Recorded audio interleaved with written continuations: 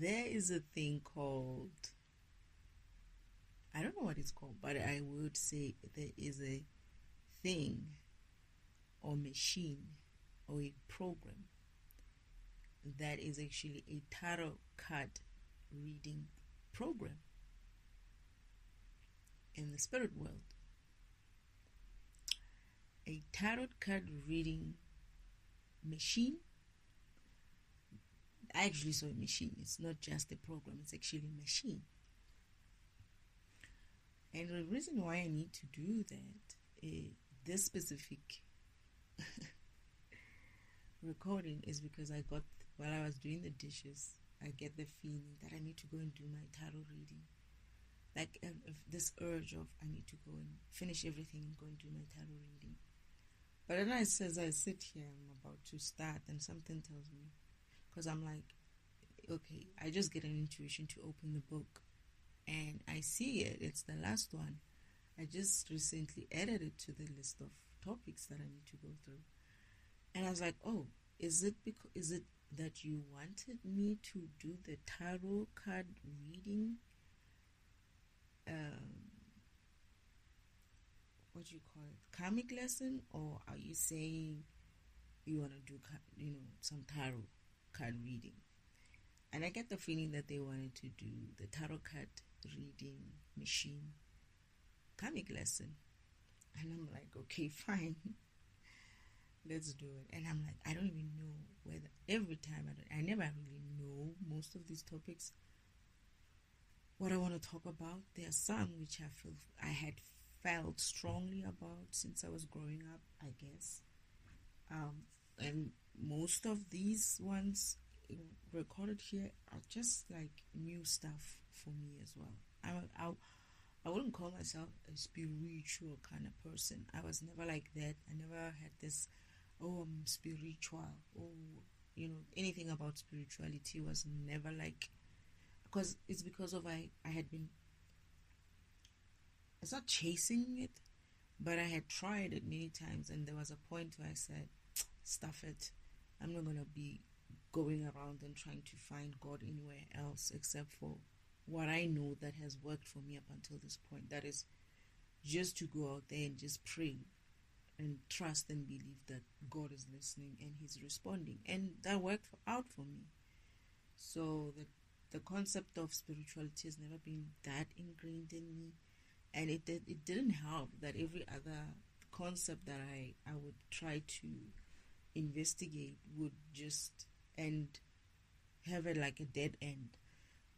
I never really got to a point where I could say, oh, I figured out this is the path for me in terms of spirituality.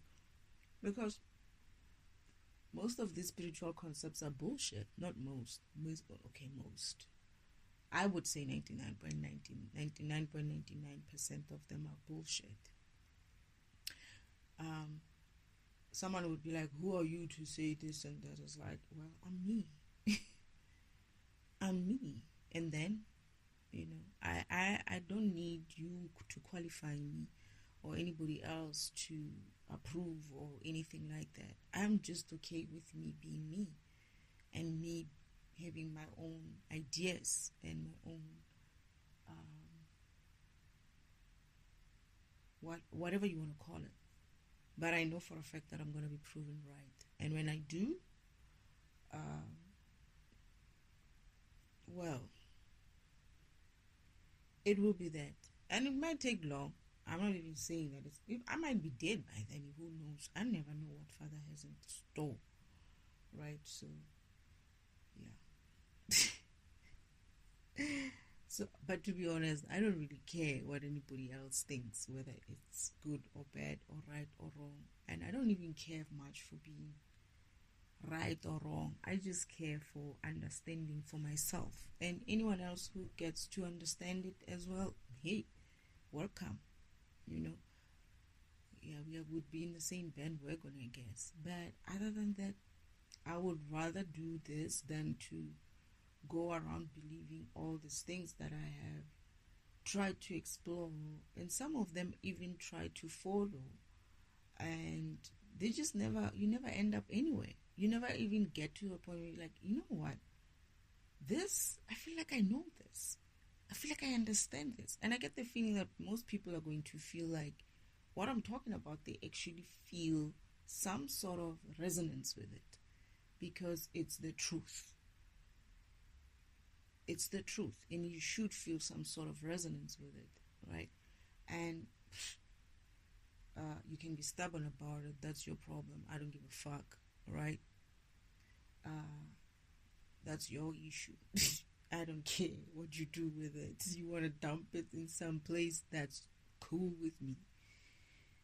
Anyway, so they say tarot card reading machine. So Father takes me to this place one day. He's like, I want to show you something. I was like, what? And we walk, we're at this in the spiritual world, and we walk some other direction. Now this is a new place now, right? And I'm like, what else exists in this place? It's like, where are we going? What else can you show me here? It's like, come. And then we go, we walk. We walk the direction. I'm trying to remember what kind of direction we walk into, right? And I get the feeling that when we were walking there, we were passing some things there. We were passing some things. I just don't remember what it is that we were passing. I'll probably remember when the time is right. And I'll be like, wait a minute. I didn't know that there were like so many. I feel like there were so many other things that I passed. Father, what did we pass there? Why my memory keeps trying to grab onto something, but not really. Okay, let's drop that. Anyway, what did we pass? There's something about what we were passing. I feel like I need to remember it. What did we pass? I feel like I see was like a ground where you guys used to have like fight scenes or something like that. Why do I feel like that? Like a fight scene kind of a ground. And I was like, no, I've seen this. Like I saw it, and I think now I remember that I also saw it in my vision with you at that point, showing me how it used to be before you got spiritual elevation, where you guys are as high vibrational as you are, that you used to have these fight scenes, like fights, like they used to have these they used to live like challenging. Father was always challenged for position. Father was always challenged to become the creator. And it's because of he couldn't explain himself as to why it was impossible for him to give it to the next person. If he could, he would. No. I get the feeling that if he could, he would. It's like there's something about Uncle Omen there as well. Something about you. I feel like I've seen you fight with Uncle Omen as well. Challenged you. Used to like to challenge. It's like they had this like tradition of having these fights every maybe afternoon or something. When were you guys having these fights? I remember standing there, but this I feel like it's another scene that he shows me. I remember standing there and it's like, what is this? It's like, no, we used to have these type of fights where we would get into like they would challenge me for, the same usual. Maybe this is why there's always like this type of movies and stuff where, or in books and stuff where people challenge each other to some sort of let's fight it out kind of a thing. The word barbaric comes into my head. I'm not saying you were barbaric. I'm just saying other people would look at it and be like, this barbaric way of living. They kind of had that before. And he also showed me a scene like this when they were still there at the mainframes, where the mainframes are, where they used to have become physical, get out of the mainframes, become in form, and then go into this other field in the middle of that whole, it's like a building, where the mainframes live, this building does not have sides. It just has a floor and a cover, but then it's got levels as well, many other floors. And there was this place where they used to go and fight it out there. And he used to like obviously have to fight for his whatever. And he said, I remember him saying, I just became tired of it. It's like, what is it? It's like, they always challenged me. And I'm like, so why didn't you just like, it's like, and he was like, at the time, he hadn't, he hadn't like had the wisdom to know how to deal with it. So he and them had to, all of them had to evolve from that kind of way of living. But they still kept some of the tradition.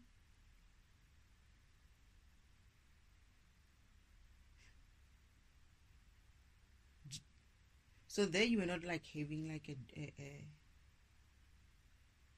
a challenge for authority or something.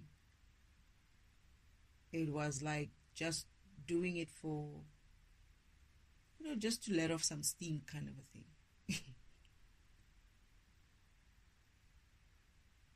I get the feeling that it was exhausting for him because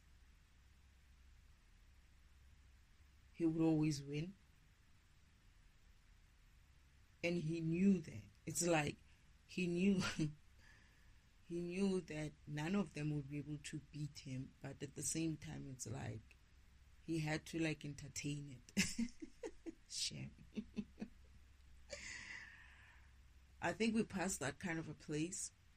And then Father's like, when he were passing it, it's like, you're going to know about these places. He said that to me. Yeah, I remember. You're going to have to, you're going to know about these places when you get to Earth, right? But then we're going somewhere and we're passing, and then we get to, it's far, and it's almost near some sort of a, is it an ocean? Would I call it an ocean? Yeah, it's an ocean. Because as soon as I said that, right, the dog is barking and I get siphoned, like I get attacked for it. It's like there is like a bank. What is it? Not a bank, man, a beach kind, but it's very rocky. It's very rocky, and there's like I think this is the scene where I saw a whale scene as well. But then, just before this beach and this ocean, I mean, there's a place where there's a machine, like it's a big, I won't call it a building. It's not a building. It's just, it's this place where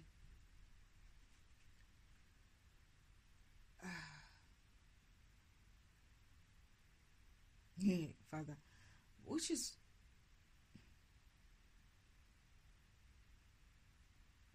there are many others, because it's not so big. That's the funny thing. I think it had, this place is like, it has a door. It's not exactly covered at the top, but what it does, it's like, I don't know how to explain it in a sense of, like when you're doing, what is that game where you throw this, is it 10 pin ball, 10 is it 10 pin ball or something like that? Bowling, what is it? Is it a 10 pin ball? Where you have these pins, this, yeah, I think it's a 10 pin ball, kind of like a track like that, right? But there you don't have to throw that big ball to that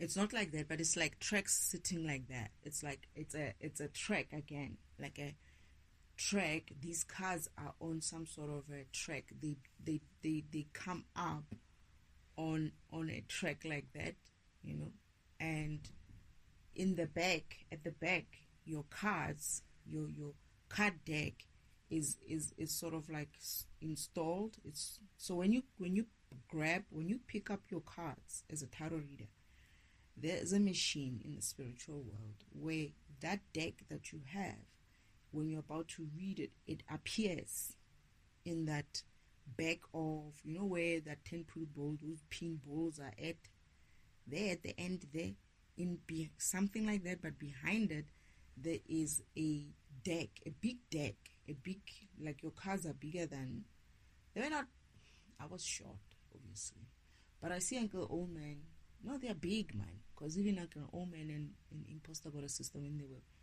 effing around with them, they were like it was heavy for them to carry. So your card deck appears at the back of that card reader. I would call it card readers, but they are like kind of tracks as well. They're like every time when you shuffle at the back, like when you're shuffling your cards, that deck is being shuffled right there at the back. But as you shuffle, every card that comes up right at the front gets a chance to start getting on that sort of like a chain, kind of a wheel that will drive into that track, right? And it's not a long track, you know, it's not a long track. It's just like, it's not a long track. And then I remember as you hold the deck, I remember when I was holding, Father showed me my deck, my card. So that place, whoever is assigned that card reader thing, or if you're a real card reader, that's what I'm getting, because this is why I think I'm going to get to a point where I'm saying not everybody is a card reader, should be card reading or something. Only specific people. They were not. Father said, and I said, everybody uses the same machine. Father's like, no, there's a couple of them on you know, in the spiritual world, but not everybody uses them. Not everybody can use them, Father. Because I was surprised. I was like, why is this so small? This is why I'm saying it's not a big place. I remember reading the number of tracks. Let me see. My track, space, not my track, my track, someone else's, right? Then my counterpart's track as well. Then 2 others.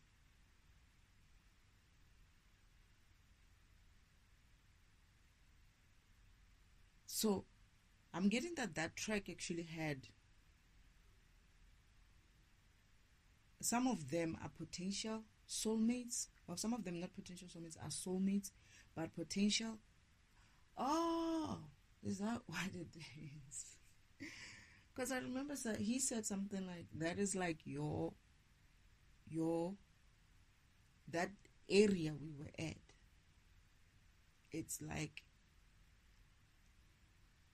me and my counterparts, and kind of like people who are involved with me in some way, that those machines were specifically for us, right?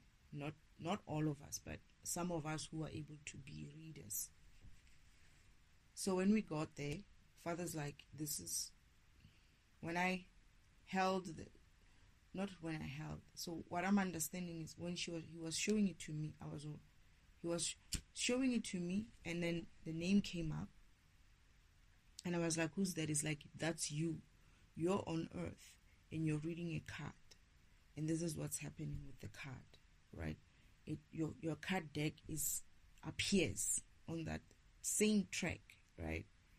Your track, your own track, your own card reader kind of a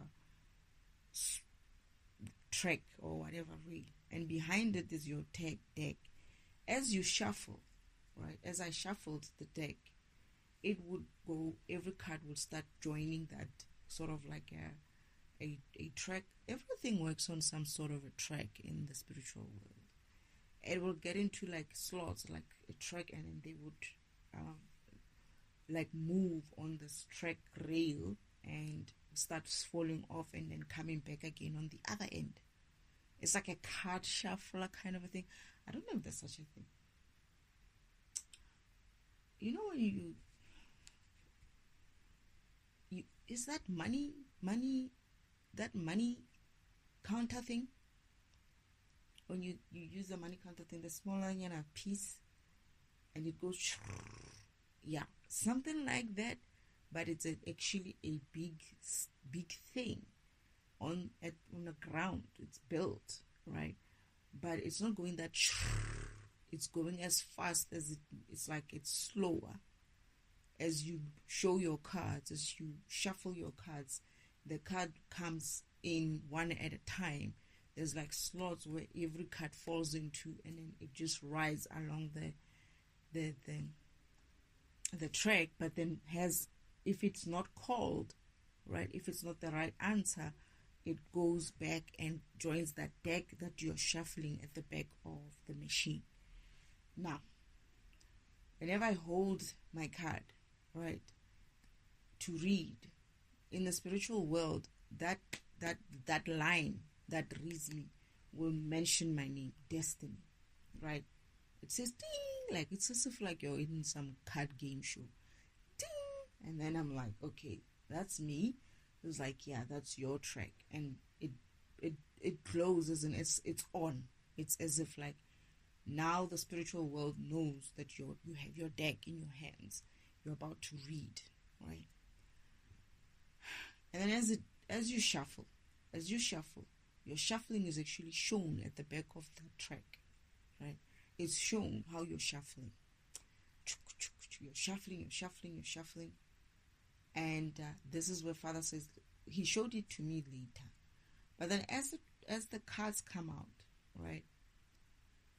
I see the track and I'm looking at the name that just, like some of those machines are off, meaning the people are not reading, right? And my one is on, and then the next one is off, and then the third one is on. Oh yeah, now I remember. Father was saying he's trying to read about you. My counterpart was so who's that counterpart? And I think I need to remember who it was. I'm getting, it was storage. Oh shoot. Okay. I'm getting that it was storage was trying to read about me. But anyway, it's him. Okay, so as I shuffle, when I asked, Father was trying to show me or teach me how tarot would work, right? So when I asked the question somewhere on earth, the answer, the card that is supposed to be shown for me would light up, would be like ting as well as an answer. And that card will go forward. Instead of falling in to go back to be shuffled, it sort of like goes straight and passes the track to, there are those that when they're not called, right, they don't go through. They just go back into card shuffling side, right?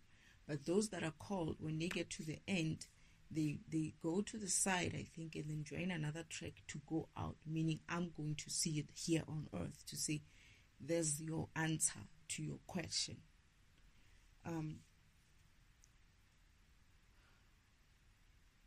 So that's the one thing Father shows me. These cards are big. As much as I'm short, okay, not short, but I'm not as tall as Father. And I'm not too young at that time. I think I'm like that teenage kind of age here. And they're like up until my size. You know, I'm not like that tall, but I feel like they're heavy. I look at them, it's like a big card. It's a big card. And then he says to me, you need to focus.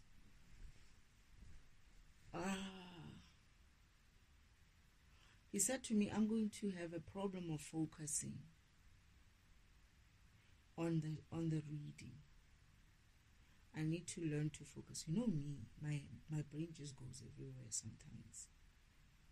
And he was trying to show me what happens when my mind is not clear and just focusing on that one thing that I'm doing. That is, if I'm reading.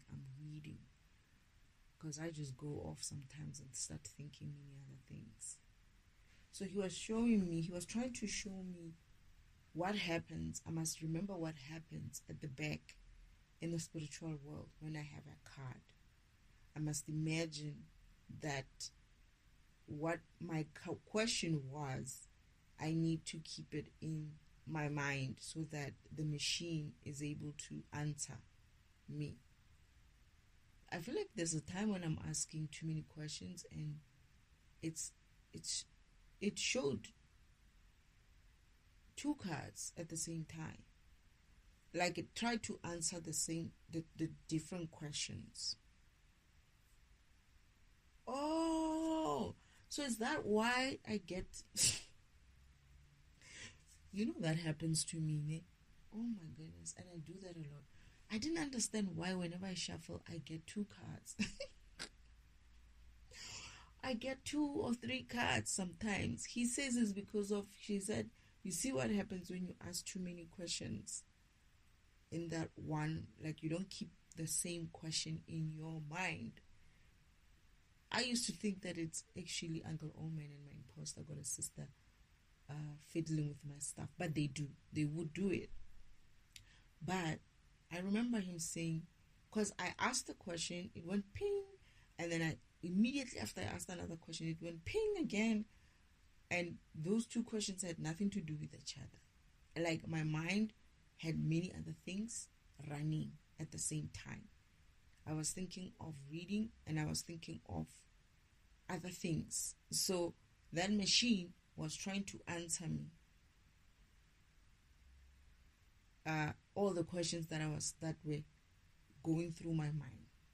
So he said to me, it's important that you make sure you keep one question in your mind at a time. Okay. So I used to think it was spirit having issues. It's not. It's me. Okay. So this is one of the reasons why I wanted to do this. Is because I'm like, I don't understand here. How am I getting so many questions at the same time? And he says those cards are correct. It's just because I asked too many questions, I won't know which card is which for which question. And I need to be mindful that whenever I get like more than one card, I might have had a lot of questions happening in my mind, and that's why I would get a lot of answers as well. That's the one thing. And what was the other thing? Then he shows me a vision of how Uncle Omen and Imposter Got a Sister would come to my reading machine and mine and my counterparts reading machine, and they would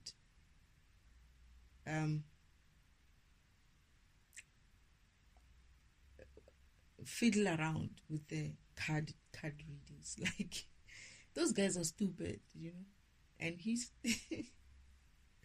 Uncle Omen and my Imposter Got a Sister are stupid. Are really, really stupid. They're silly sometimes. They're petty. Like, so what they would do is, as my machine is shuffling, right, he's showing me Uncle Omen is at my counterpart's rail, right, and my sister is at my rail. And what they do is, whenever I shuffle and the answer comes and it says, like, it comes out, right, she goes there, because it's slow, that machine, right, At first she tried to grab it, and it's passing, right?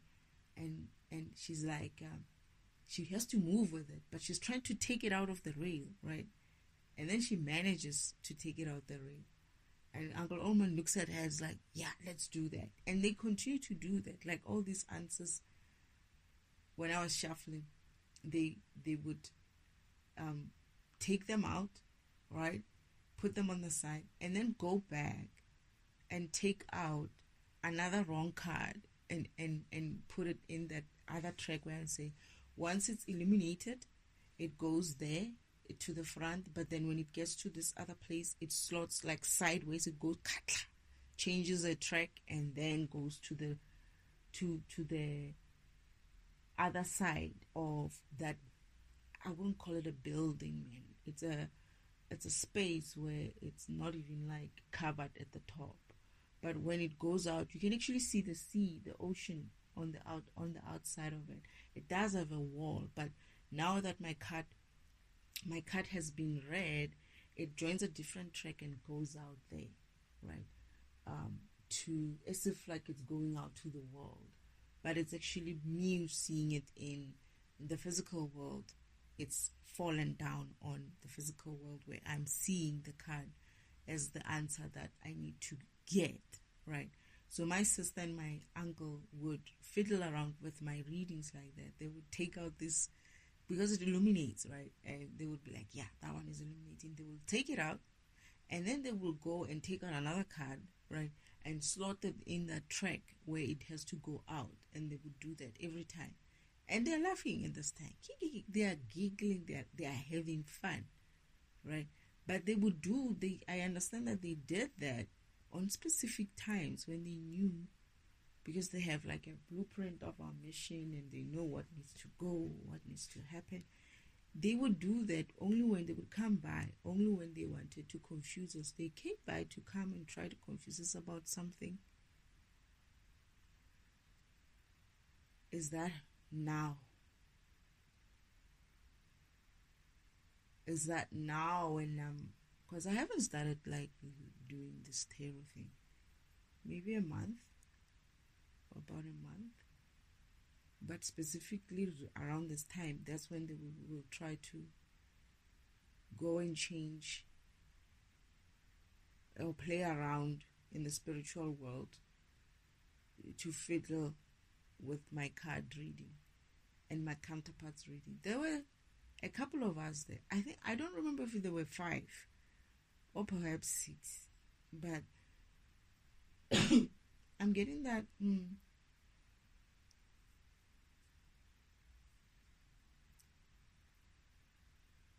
some are gonna pick it up. That is tarot. Some of us are gonna pick it up. But the first 2 who picked it up, it seemed to be me and this maybe storage. And the third one, there's a third person who picks it up right at the end of the track. And they like, nah, leave that one. That one doesn't matter. They had played around with our card system for when we were reading for something. We were about to read. I was reading for specific something. My counterpart was reading for specific something, and they were gonna fiddle around with it. I feel like I need to remember what that part is. Oh, and what they do as well, when they were leaving, so the door to come into that place, when you come into that place, right, through this door, on the other end of the same place at the door, this is where you find your deck, right? Your deck, where your deck starts being shuffled. It's also shuffling at the back. When they leave, right, these guys, the way they're so weird, they start kicking. You know, it's the cards are like shuffling. It's like your deck is just standing there, but then it's like shuffling as you're shuffling. They start kicking some of these cards to fly. and they're laughing. And then as I pick them up, right, in the spirit world, they would be like disappear on the ground and go like ping again into the deck, meaning I picked them up, gathered them, and then inserted them and put them back in a collected, like a deck. Joined the groups together, and then I'm starting to shuffle again. So that's what's happening whenever they make my cards fly. Like they would like kind of like fly in everywhere, and I'm like, what the heck? So that's what they've been doing. They'll be trying to kick them, and these cards are heavy, right? And this machine as well, it's kind of like tough to like unslot a card, but they were fighting these cards to take them out, and eventually they did. My sister happened to be like, oh shit, I noticed something. So my sister had like a little bit more energy than Uncle Oman. Uncle Oman is kind of like either he's lazy or he's very weak, eh? Because only when he realized that my sister could pick it up, because my Uncle Oman was like, no, you can't pick those things up, and they wanted to stop this machine. His game is always to stop the track. Remember, he likes to trip people on the track. He wanted to do the similar thing with those cards. So when he sees my sister fighting off this one card that just came out, he's like, what are you doing? You're not gonna get it out there. My sister managed to like pull it, even though she nearly fell with it. And then they look at each other like and they're laughing, right? And it's like, yeah, let's take out more.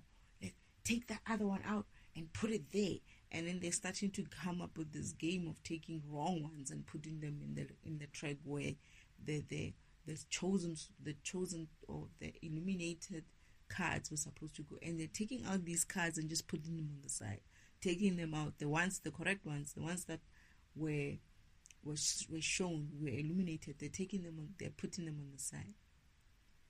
And I'm looking at this and I'm thinking to myself, I can't believe these people are doing this. Like, what are they doing? Father's like, no, they're messing up. They're going to mess up with your card reading.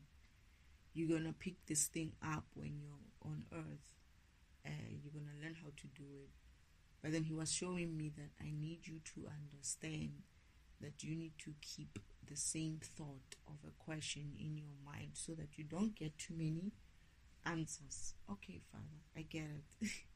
So that's the reason why I'm getting 2 cards, 3 cards sometimes. Sometimes it's a group. He's like, it's because of I would have a lot of thoughts in my head at the same time. So I guess I don't know if someone else is listening, would be listening or would hear this, but when you get too many cards, it's mostly because of, I don't know if Uncle Oman is, he would be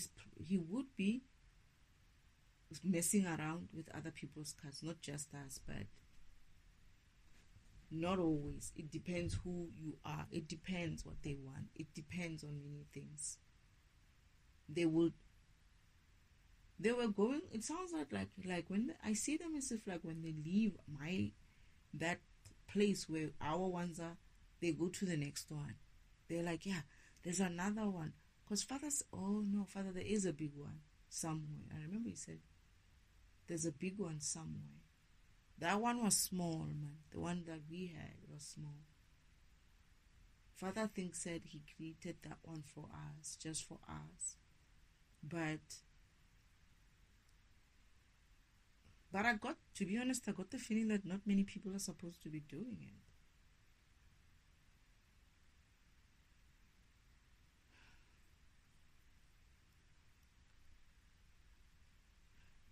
You know what, this machine has a name on it. That tarot card reader machine has a name on it. My name is there, but it only switches on when I step in or have my cards in my hand to read. Then the light comes on saying destiny. It's in like I'm on card reading mode, right? And then that's when it's working. The other people, the names were there. I don't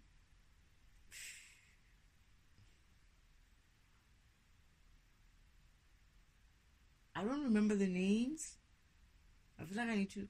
I don't know why I feel like I see Stowe or something like that. Is it Stowe?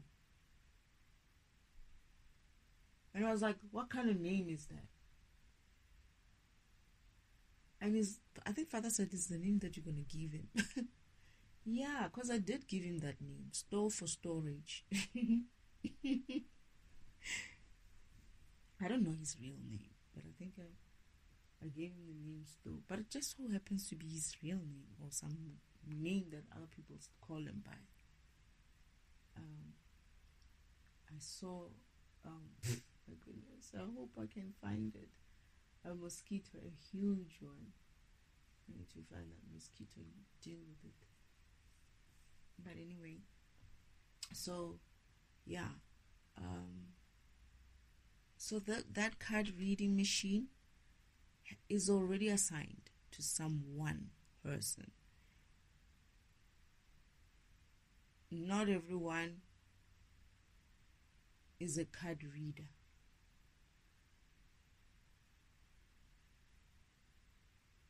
I get that Father saying, I think Father says something like, although people in the world and on earth like play it as a game, yeah, it's the truth. You should hear how I'm now being attacked for saying that. Okay, not everyone is a card reader. It's like, it makes sense. I mean, not every program should be able to do that. I would imagine that you would be programmed to do what you need to do. Certain programs cannot be able to do certain things, obviously. But I don't know if card reading can be such a generic thing. He said, not everyone is a card reader, although on earth, a lot of people play it as a game. But it's actually real. It's actually a spiritual thing. It's actually And I said to him, is the other machine or machines as big as this one? It's like, no, they're a little bit bigger than this one, but not much. And I was like, is there many? He says, no, there's not many, but he gave me a mental picture of the other one. It was almost like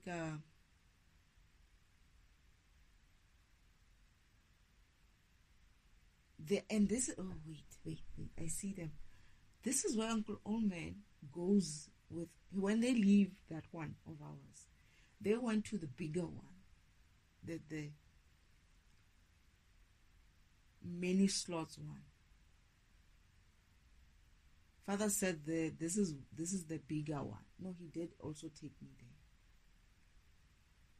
there. The main one. There are many other ones like my one. Not my one, like our one. But I feel like there are not many. It's like that is for specific groups as well. Like, but it's not a lot of people. It's not a lot of groups like that. I feel like maybe I don't know if it's 3 or 4 extra ones, like our one, right?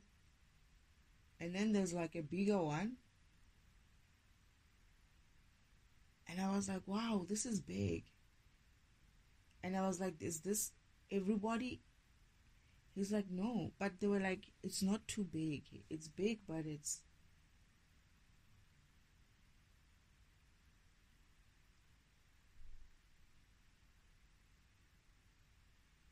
It's like that track, man. It's also like a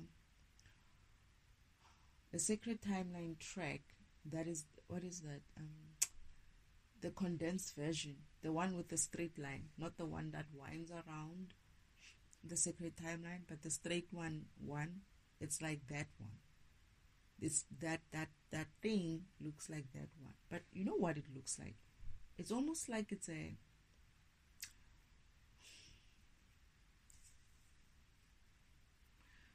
there's like levels to it.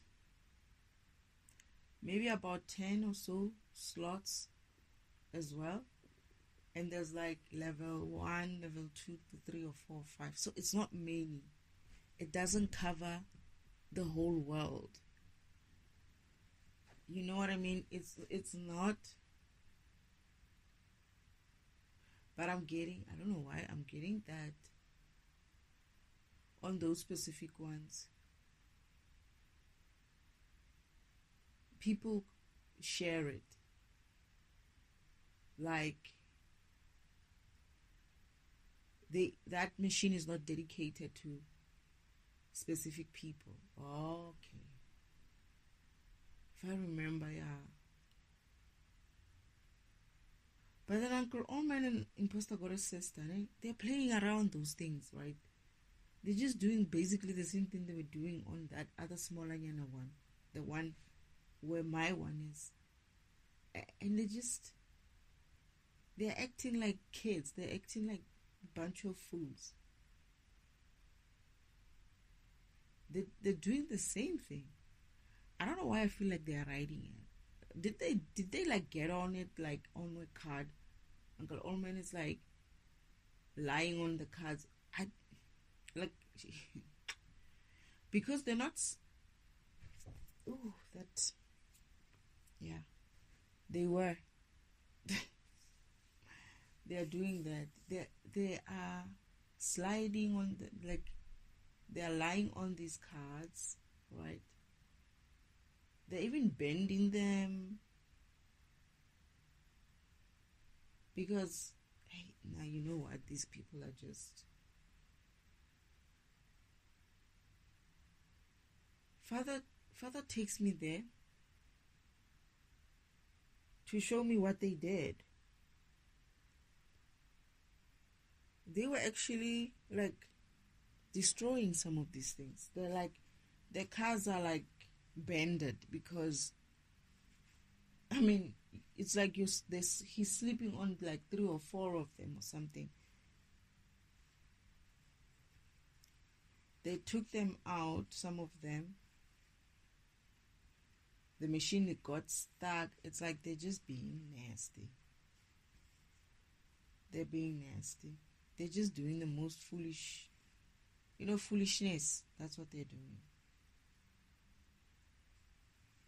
Like, I can't understand it because I'm a child, right? I don't understand that behavior. When Father's showing it to me, it's like I'm looking at him and I don't even know how to judge it. Isn't like I don't know what to think of it.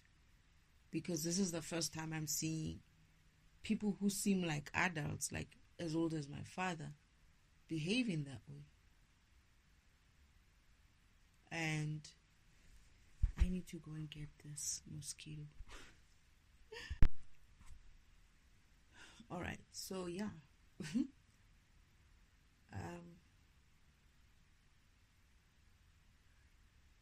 What else do I remember, Father? What else must I remember about this?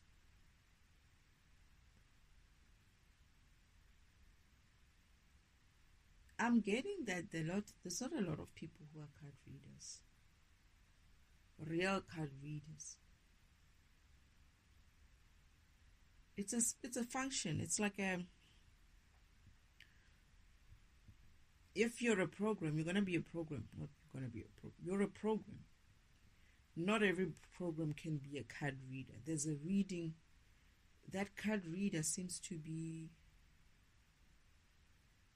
dedicated to, not card dedicated, but meant for programs which have access to read certain environments or certain things. It's like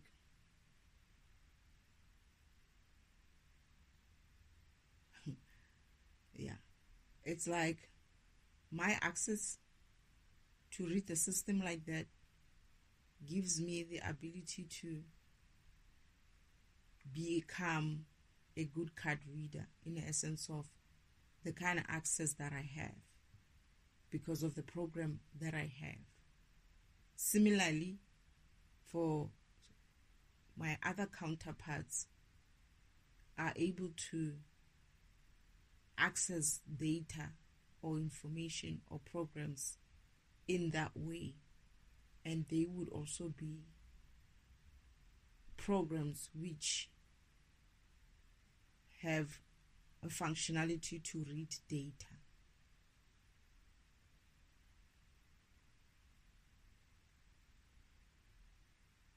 I'm getting that it's a special kind of access reader access or something like that for a program. Oh, so some programs are going to have access to only specific type of information. This is why you find like there's like, I always wondered that, hey, like someone, it would be like more on a crime kind of reading type of things. Like they just like to read crime ones. And then some would be like very much love type of people. Okay, now I understand.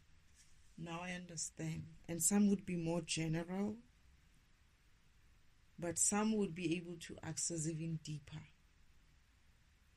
knowledge, deeper information.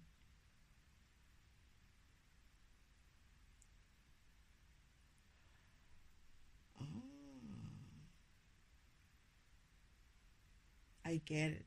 It's like whatever your program has access, whatever data your program has access to, right?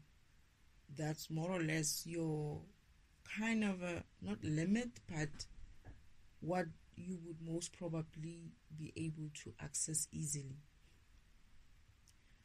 as a card reader, if you have a functionality of a card reading. But if so, Father, how do these other people I feel like I'm going to get some. How do these other people use, who are not just, how can I put it? How are these other people who don't have, their programs are not necessarily card readers, how do they access those machines? Because for me, I saw my one and I can access it. They use the one where everybody can access, like a one that is shared. Okay, so the one that you created for us was just for us. Because of the the programs that we are, and the functionality that we have, and the type of access we have. Similarly with those other ones that you showed me, kind of visual, like with a vision, when you showed me that, there's other ones, in the environment like that. And then you took me to this big one. In that same way, it's like this group of access that, and it's not a lot, who have like a different type or separate type of access. But the ones on that who are using the general one, the one that is shared, because it's not specifically linked to a being like for us. It's more generic. Anyone can use it.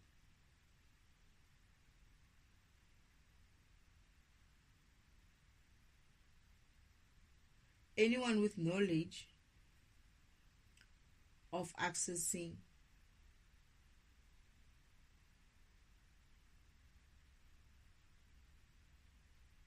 the spiritual environment can use it.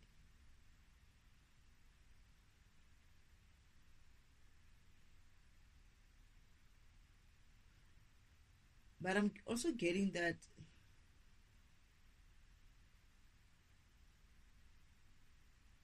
it's like not everybody shows up on that machine. It's like it's by chance you just happen to show up in that machine if you manage to.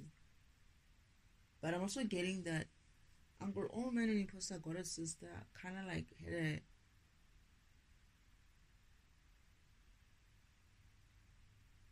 and I think they're having this idea while they're standing there.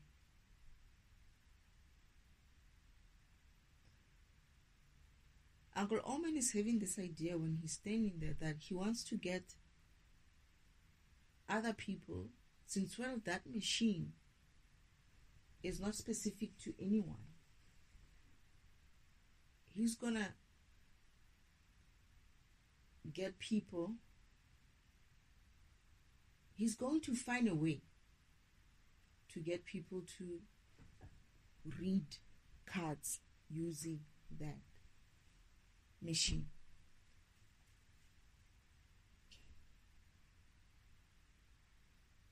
I'm also getting that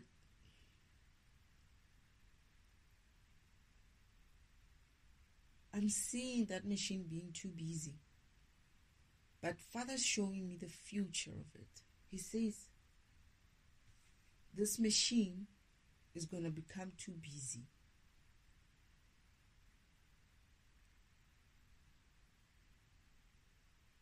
And I'm getting that it doesn't work properly.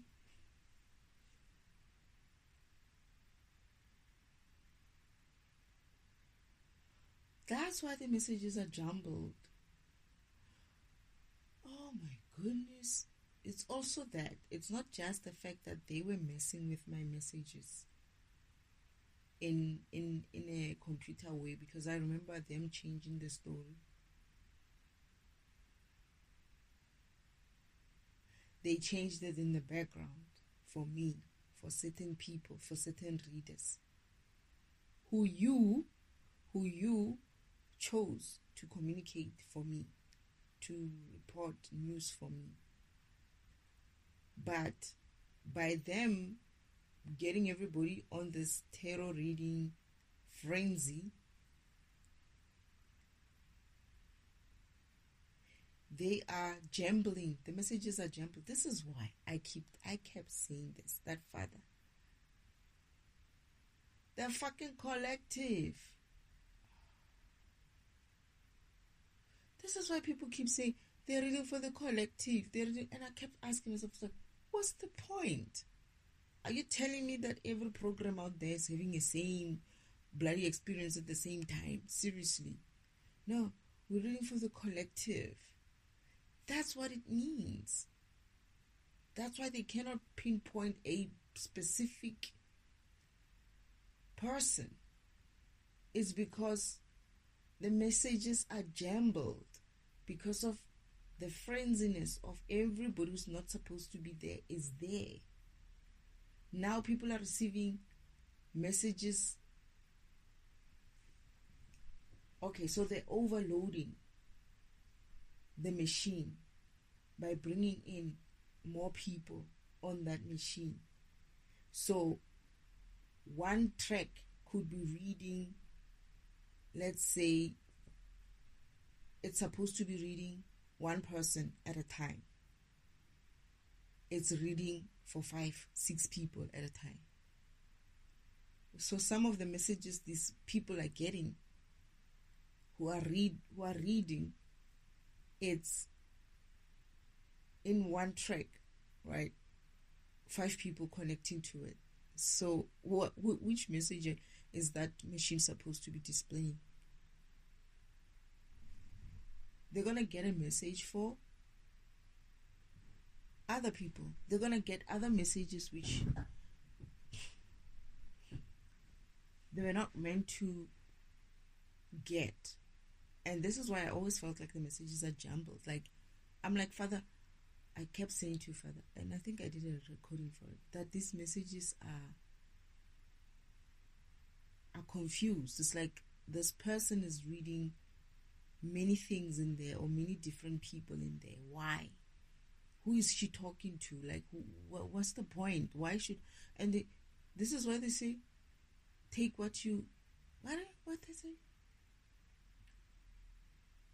Take what resonates and leave the rest. That's the reason why they have many messages in there. They are overloading the system because they're not supposed to be there in the first place. And what happens, Father, to the people that are really real readers?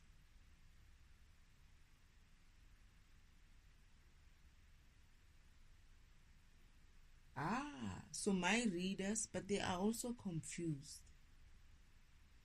They are also not reading. They're also reading. Their messages are not. There's one who's very clear on his messages. Although those ones, their messages are tempered with at the background as well. Not on that machine, but sometimes on the machine if they are connecting. It's like they get, because of they are real readers, their messages,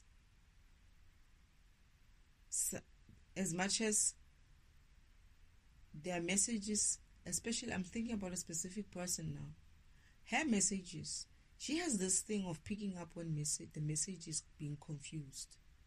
She's capable of doing that. She'll be like, why is there so many things in this message?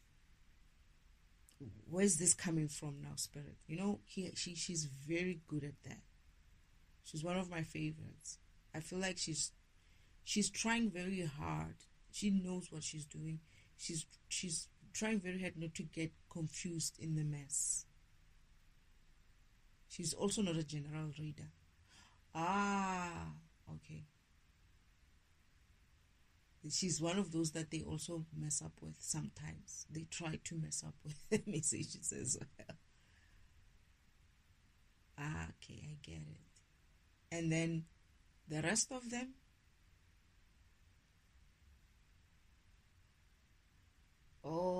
now I see where that group that you chose for me, they are also part of this other machines that you made separate. Not all of them. Some are. But some are general as well. Like they are reading from the other machine. That's why they also get many messages. But sometimes they are good. They would read. They would still find their answers. But if there's too many people on, it starts getting. I'm getting that there's a limit of how many people on a track can read. Why do I get the number 6? Is it 6 people? But Uncle Oman is going to double that. Over that. At a time. 6 people at a time. Because, alright. So what Father showed me was like, let's say I pick up my deck. Let's say I'm on the general reading, right? Like I'm using the other general reading machine. It's like anybody can go in there, right? What I remember is it's like if I pick up my cards at, let's say, I remember, I'm trying to remember more of information. When you pick up your card, you pick up your card at 8 p.m. right? Your card deck, that is. You start shuffling at 8 p.m. right? Your cards will appear on that general on the machine from 8 p.m. right? And then maybe someone else comes back. Father, I feel like there was a time frame of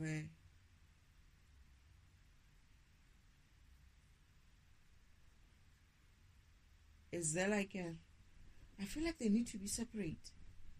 They need to be a specific minute separate sometimes. Else it's confused. This is why you're advised to put down your cards, try some other time. So like, let's say you're trying to read and you're just not getting good, like it doesn't make sense. You know, your machine is just not making, your reading is just not making sense. The cards just don't, like you see your next card and you're like, what is this doing? This is talking about this, what is this doing? And you're like, okay, let me continue with it. Like I do it sometimes like that, and you continue, but it's still like very confusing, and you're like, okay, let me try again.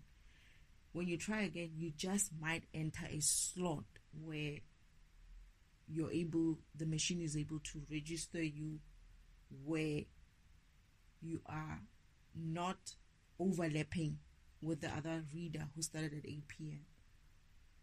I'm getting that there should be like a 5 minute 5 minute time difference between the two readers on one track, because it's like a couple, man. I think it's like they're actually, you know how they're sitting, you know, when you're at a stadium, right? And the, what do you call it, where the people sit at the stadium? What do they call that place? The sitting area at the stadium, the way it's kind of like elevated like that, like on an angle sort of. The reading machines sometimes are sitting like that. It's like it's standing, and it's like there's rows of it, but it's not a lot of rows. I think it's like, am I seeing 5? There's not a lot of rows of it. It's not too big. That's what I'm saying. It's not too big as well. Still huge, but it's not too big. And when you're playing there, you need that 5 minute between you, and at least, not 5 minutes, but at least 5 minutes between you and the next person who's going to go in there. So the program will put you in whatever slot where you would not get your reading confused. But because of Uncle Allman has called in too many people to be on tarot, what is happening now is everybody wants to come in. So instead of before, it would be like, let's say 100 people at 8 p.m., just at 8 p.m., just holding their cards, beginning to read, right? The machine will put whoever. I'm getting that first, like 100 wasn't even a case. Like they're not many. Card readers are not many. They're not supposed to be many. They're not supposed to be many. So the chances of you having like 100 at a time was never an issue until Uncle Allman got too many people to read cards. And what is happening now is that system, or that machine, is having to juggle, one track is having to juggle a lot of people at the same time. And this is why instead of 5 minutes lapse, you're getting like a second lapse. And this is why your messages sometimes are confused. But the person who comes in the right order, like maybe 5 minutes later than the first one who started, one comes in at 8, the other one comes at 8:05, and the other one comes at 8:10, right? Those people are going to get their messages proper. But as the people start lining up on that same track, right, and one is just so happened to come in at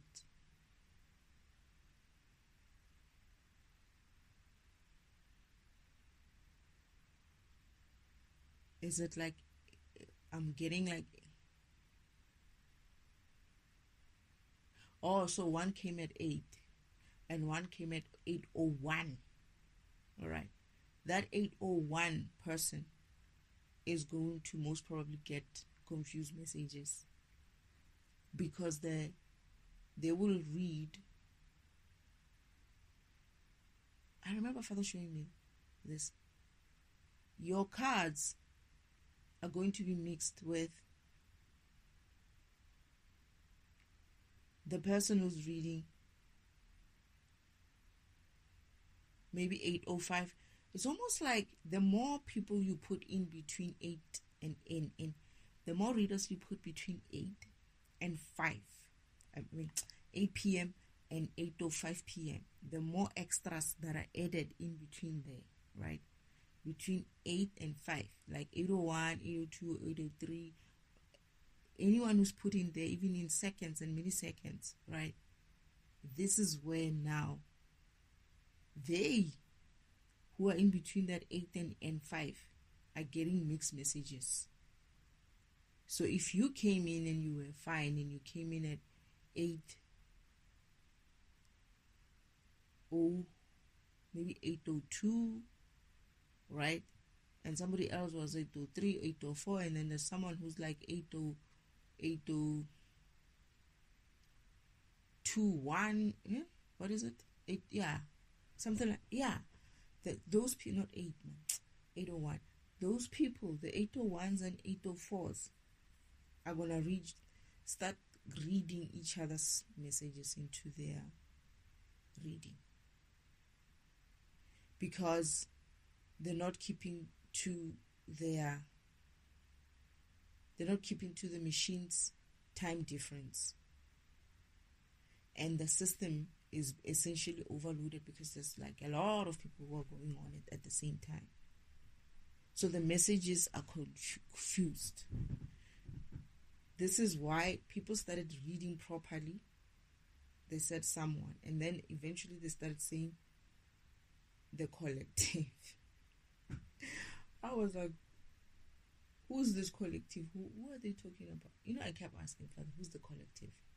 Who are these people reading for? What's the point of this tarot if they're going to be so generalized? Are you telling me that at this point in time, I have many other people who are going through the same thing that I'm going through? And this is why people feel like they are also part of this whole thing. It's because of they think it's many people out there. But when I started listening to these tarots, they were specific to a specific being, a specific person. And then all of a sudden they started saying the collective. They themselves started getting confused and be like, I don't know what to call it. I can't call it. They started first saying the chosen one. And then they started saying the chosen ones. And then they changed from the chosen ones to us, the chosen ones. And then they started saying the collective.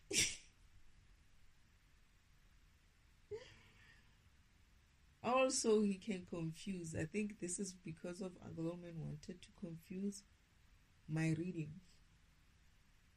But then this is why Father was like, I need you to talk about it as well. I will need you to learn about it. Go through a lesson about it. So not all of you are readers. Okay, so you're going to find out when you are aligning properly to Source, God, the universe himself, if you were meant to read like that, right? And you're going to know what you need to know. But also, I guess the session is based on the fact that Father needs people to understand that not everybody's meant to read.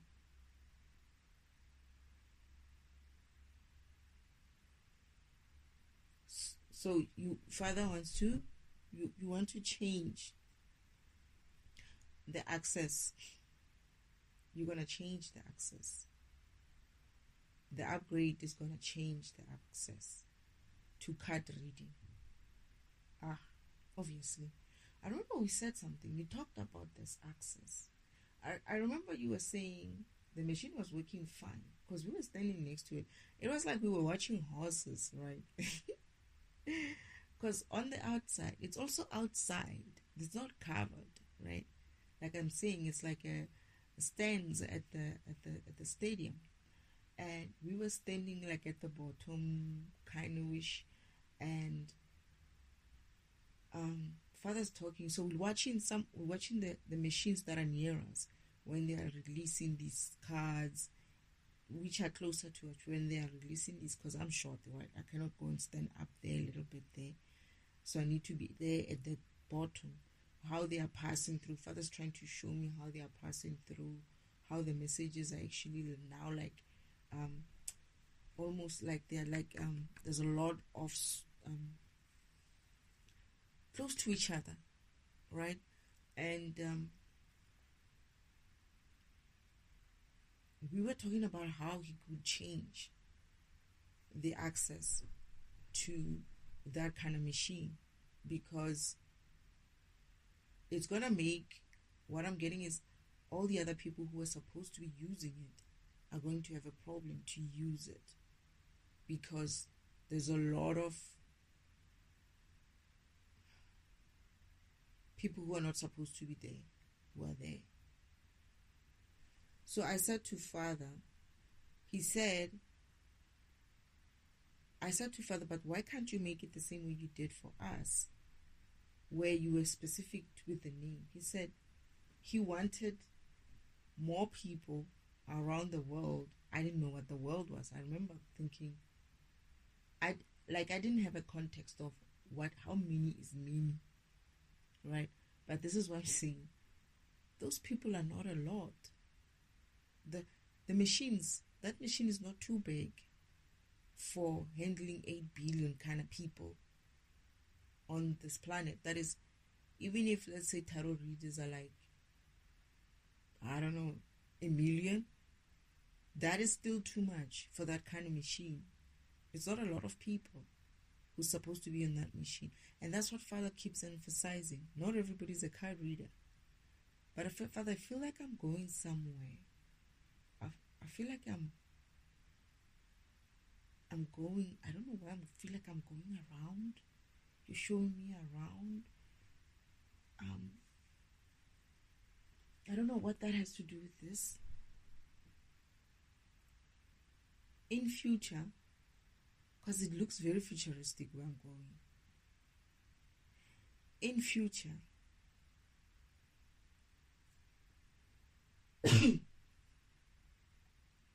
access will be restricted.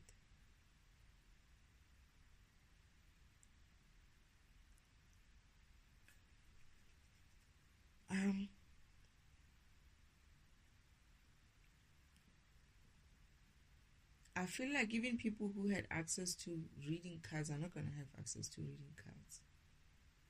Like, I feel like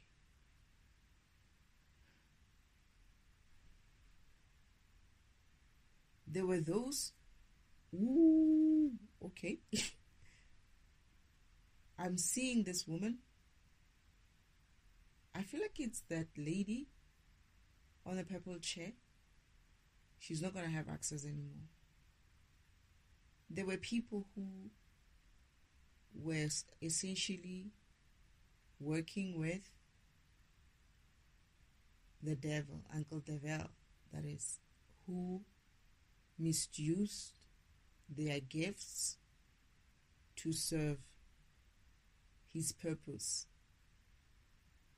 Okay, their access will be revoked then. And then this is when Father's going to be able to assign only the people who kept true to their gifts. There it is.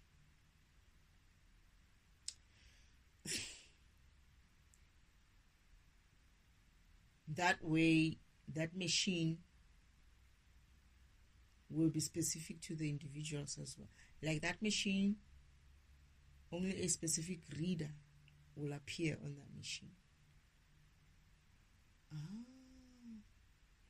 but I feel like he might have to grow, make it bigger. He didn't want to make it big. This is why he built as small as it is and have it cater for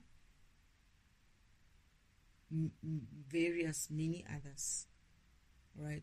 But now, because of a lot of access is going to be revoked. A lot of access is going to be revoked. Therefore, there's not going to be a lot of people. And everyone else is going to have their own dedicated slot, machine slot for their reading. Like the way me and my counterparts have. And I feel like I come back home and I find a bigger, maybe not even that much big. It's like double the size, but it's still not a lot. It's like a lot of people have been bullshitting. Oh, this is why when I was in heaven, Father said, I'm going to need you to do this one for me as well. Like, investigate this tarot reading thing. This is why I was like, how am I going to investigate this thing? I don't even know how these people are. I thought they were doing something incredible. It's like, how are they doing that? It's like, no, don't worry. You're going to have the same functionality as well. And I'm like, oh, but I don't know. How are these people reading it? It's like, don't worry, I'll teach you. And then he went and showed me, he's teaching me now. But then he also went and showed me my machine and the machine of others as well. But then there's a machine again that has access for everyone else who were meant to be reading in the first place, one, and two, who didn't sell their soul to the devil, I guess, right? But then now it's gonna be like the machine is like doubled in size.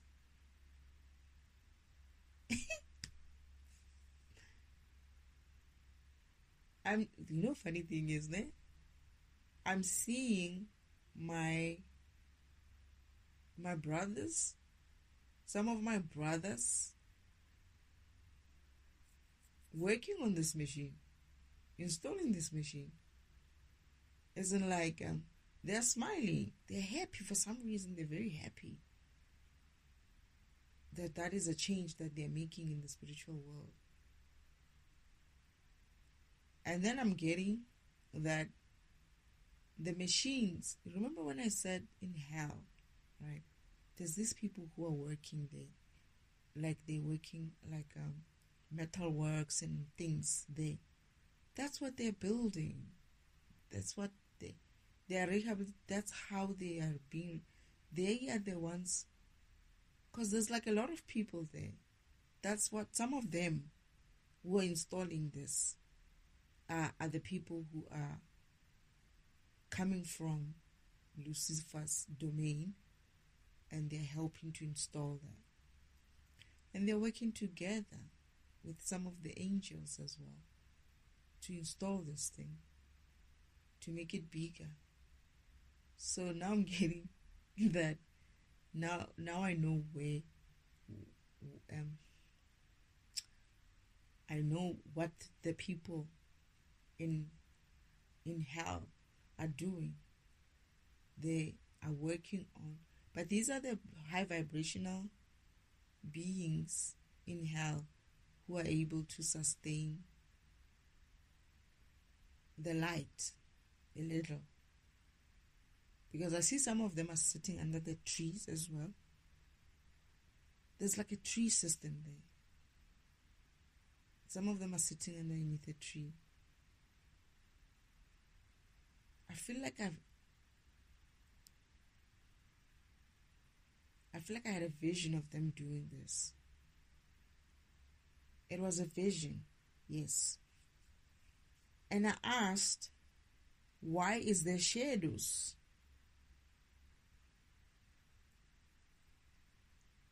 And you said you created them because of Lucifer's people cannot stand in the light too long. So they had like this tree system around these machines. Everything is like out there in the sun. Not the sun, but the light. So these guys would come out. They're able to work outside, but after a while they need like a little bit of shadow because the sun is too, the light is too bright. But that's what they do. You know, the funny thing is they're working. It's like there's no, this idea that people have about people in hell and people in heaven. These people are just working together. They know each other. It's like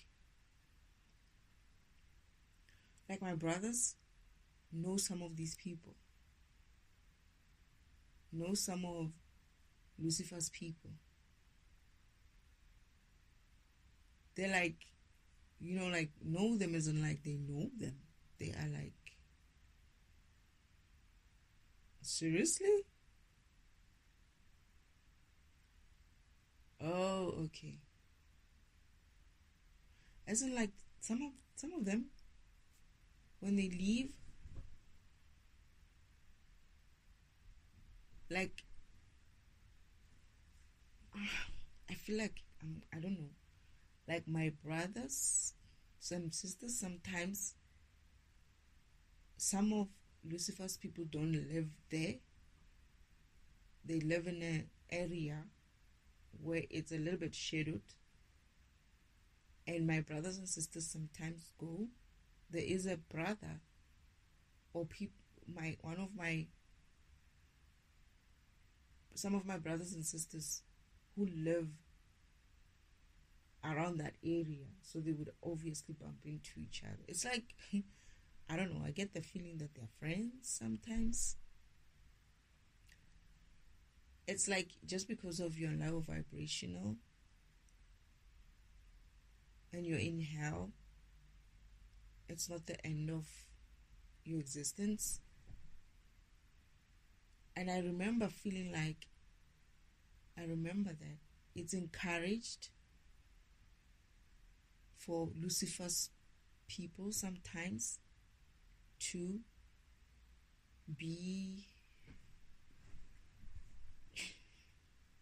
get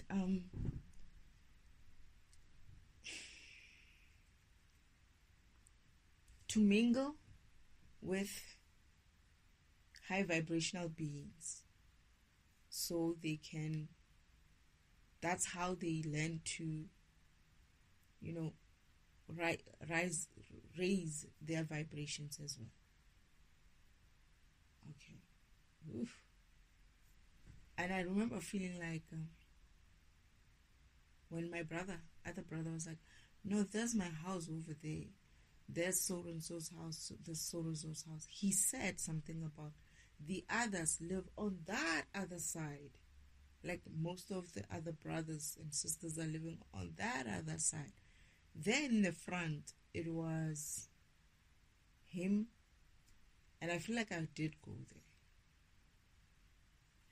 Oh, goodness. The spiritual world is another world, hey? I remember I went there. And I'm going to go there. I feel like I'm going to tell a story about it as well. There's something about, it's a little bit shady. Shadowy there.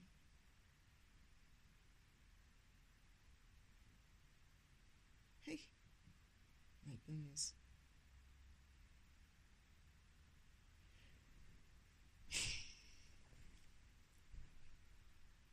And I feel like I'm going to realize something. I feel like I'm going to realize how this aligns, how the oh, Father,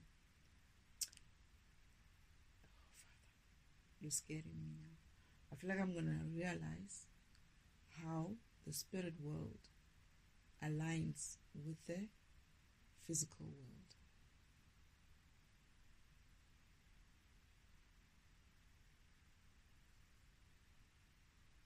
I mustn't fight it. Okay. It will come.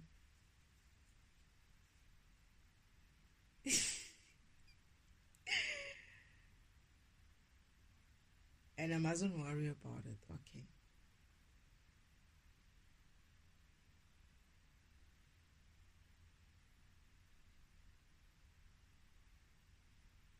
I feel like I'm gonna see it. And I feel like I had a vision, a fake vision. You said it's fake. There's no such a thing. I was seeing Lucifer as well. They were showing me something about a spiritual world, as if like my father and them lied to me. Like earth and heaven are the same place. Yeah, I remember that.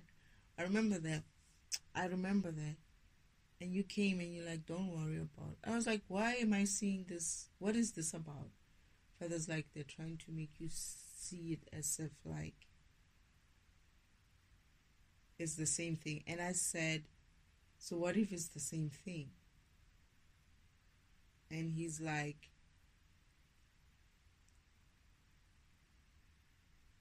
you'll understand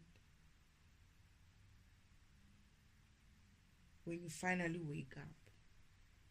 Something like that. So this is another lesson, I guess. I'm gonna. I felt a little bit funny, Father.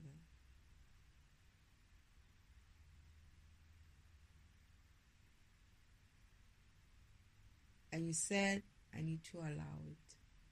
You said the same thing. I need to allow it.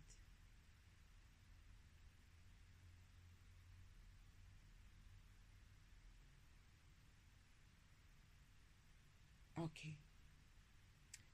Guys, you're going to have to help me with this one. I gotta say, I feel a little bit funny.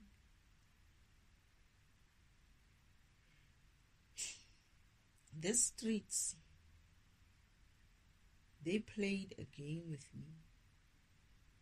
And this place seems very familiar with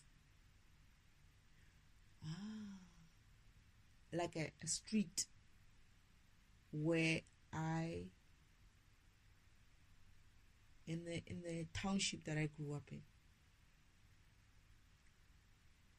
It's very familiar, and I always felt like whenever I passed that street when I was at home, whenever I passed that street, I always had this feeling of this environment feels familiar. Like, not just because it's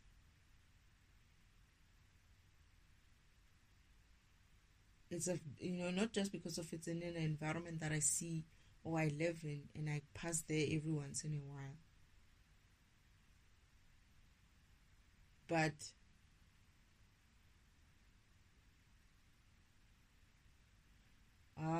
I'm understanding it as I remember that Father said every home in the physical has its representation in the spiritual. So how you live or where you live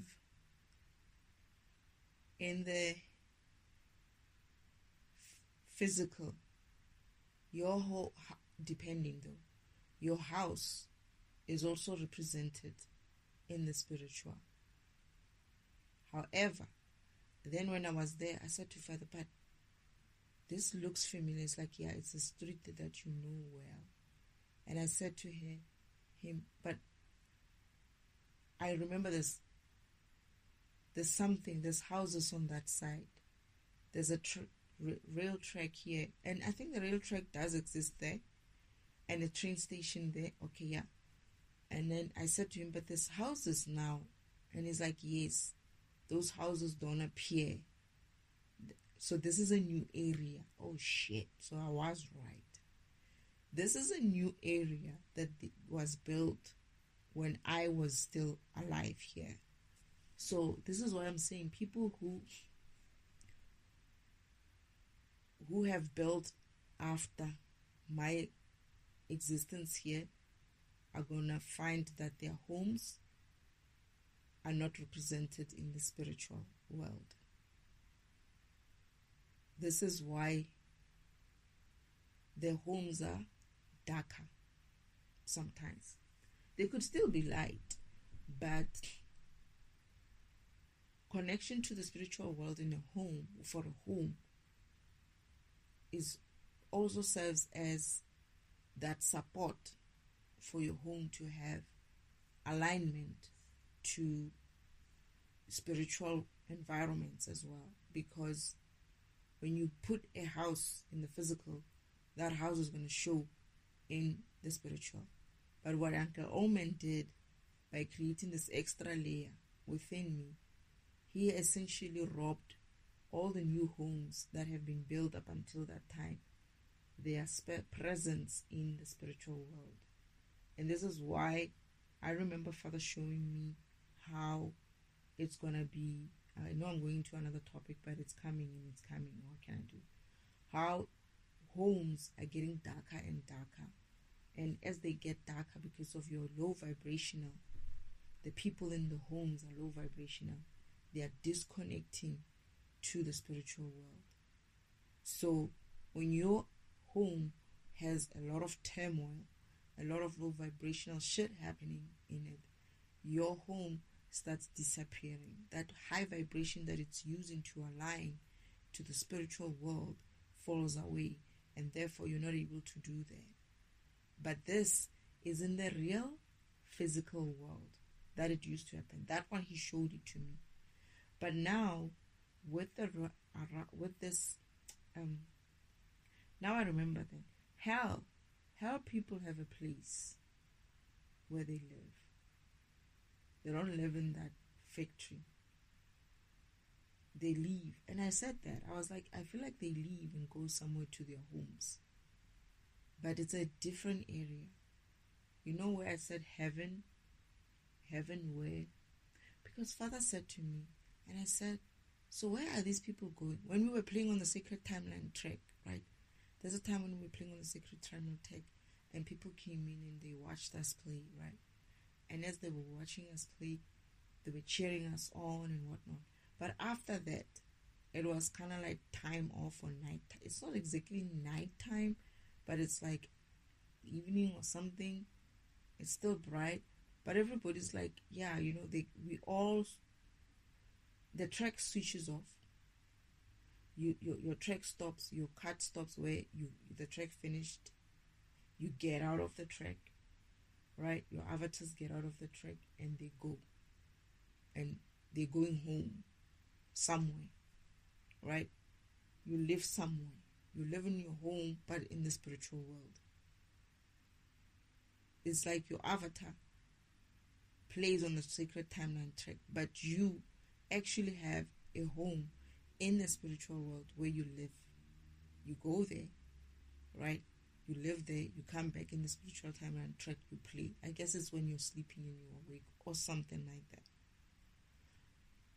However, when these people were leaving, I said to Father, where are they going? It's like, oh no, they're going back to their homes. It's like, oh, there's homes. It's like, yeah, there's homes over there, there's homes over there, there's homes over there. Like, it's Father. You'll see them one day. That's when he said that.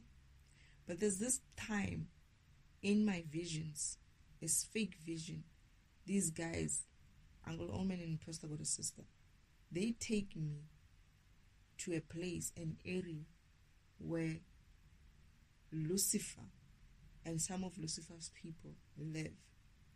And they are essentially trying to, because I was there and I said to, and I see Lucifer and I was like, brother, why are you here? He's like, what do you mean? Again, my other brother Lucifer's like, I live here. And he asked me, what are you doing? How did you get here?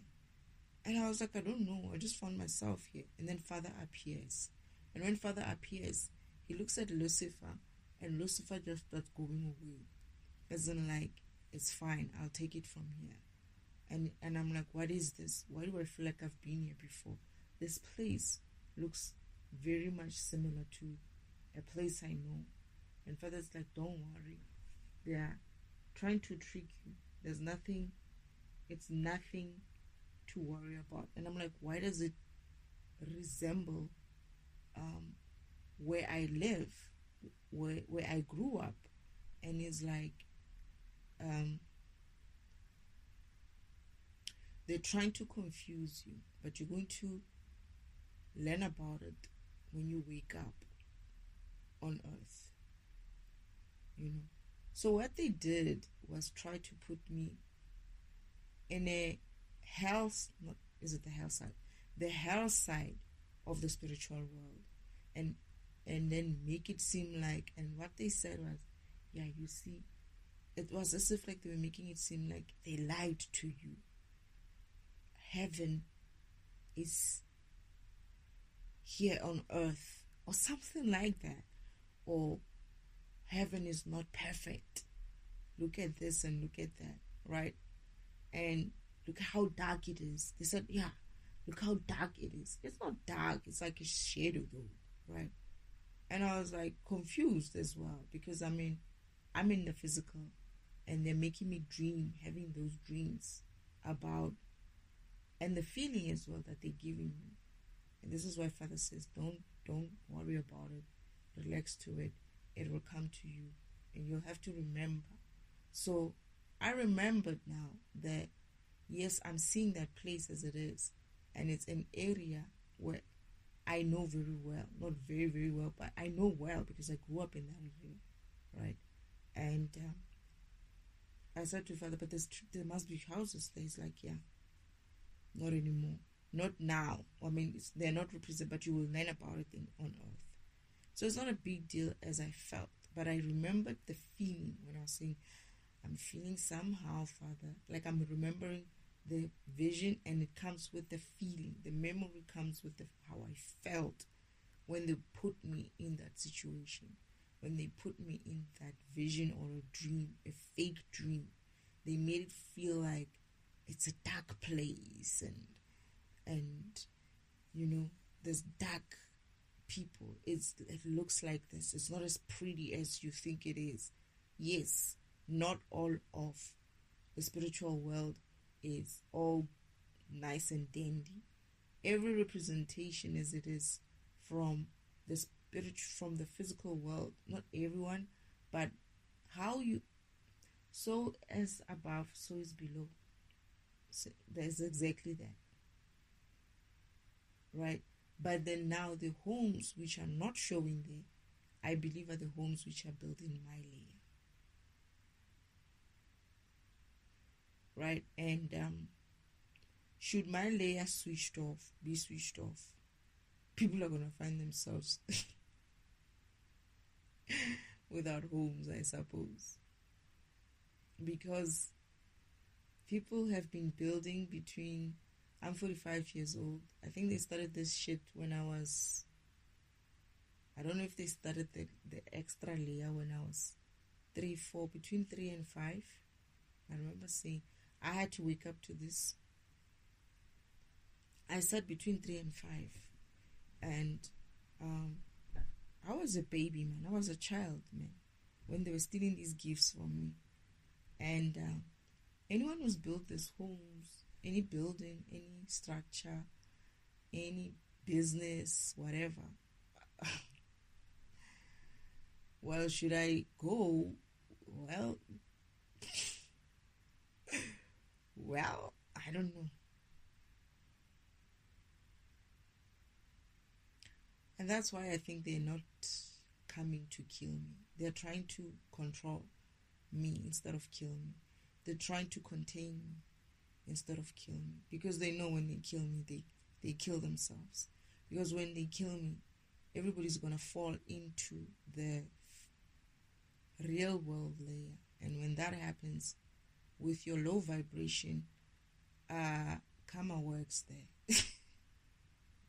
That's not gonna be pretty. The different karma works there, like karma as it is works there. It's like, it's almost like, and it's bright, because Father showed me the differences as well. It's very, very bright, because I was like, Father, why is there so many people on this layer and so many less people in this layer? And he said they didn't make it. I was like, what? And I was so sad, and he's like, don't worry, you can still save them, and you're going to save them. Then I was like, okay.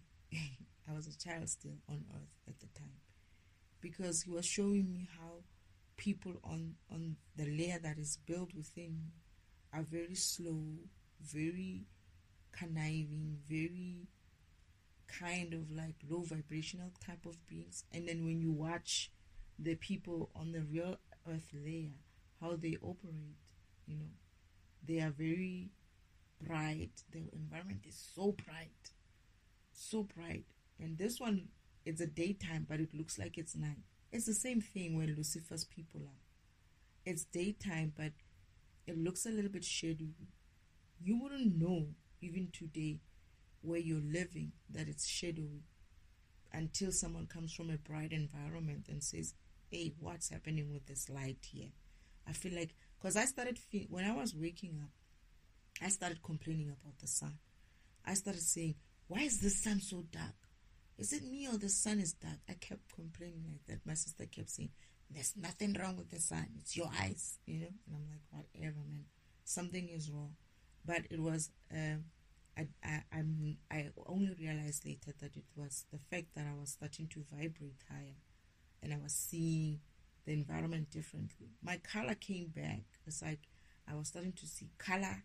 I was starting to see that the clouds are not white, but they're becoming white now. Only now am I realizing that my environment is changing. It's brighter, the clouds are lighter, and much, much brighter. Like how I remember them when I was younger, before it got so shadowed. But when I was in the farm, when I was still waking up, I was still going through this process. I kept saying, something is wrong with the sun. Something is wrong, because I was high vibrational, but the environment hadn't caught up with me yet. So yeah, that's what I'm I guess Father, you're knocking off many topics in one place these days. I see. This is one of the things that they said I should come and talk about. I never thought that I would come into this. And I feel like he did it this way because of that feeling that I was saying, Father, you have to take me through this because I'm feeling some funny way. Like they wanted me to feel like if I touched this topic, I was going to find out something so deep and something so bad and deep and scary and whatnot. And I'm like, what's the worst that can ever happen? That you find out that you're stuck in this world with them. But at the same time, I was like, I know my Father is here. I trust that. Their illusions are just that. This is why I'm saying the devil, all the power he has is tricks, illusions of some kind. And they're going to show you such things when you try to wake up. They're going to try to show you the world as being a bad place. You're alone. You're the only one who's going through this. Or everybody else is not going to go through this. You're the only one it's going to be just a few of you who went through this. And you're the only ones who are going to be against the rest of us. They try that shit every time with me. And I'm like, that's fine. I'll be the only one. That's fine. And, yeah. So, thank you, Father. Thank you, Spirit team. Thank you for helping me. If I still need to go more on this, is there anything else with regarding to this environment? So Lucifer is area, equivalent of it on earth is an area where I grew up. And I understand why. This is where all these fuckers that I'm dealing with are coming from. And I can understand why those fuckers are so fucking low vibrational. That's why they're living in the shadows like that. I understand very well why that area would be so shadowed, but it's very shadowed. It was not night dark. It's almost like, when there's like dark clouds, right? Yeah, it's almost like that. Like you don't see the sun much. But there it's not about the sun. I couldn't see the sun. It's about the environment. It's been made shadow. And there's houses. Houses, people are living there, people in the streets. But what I also noticed was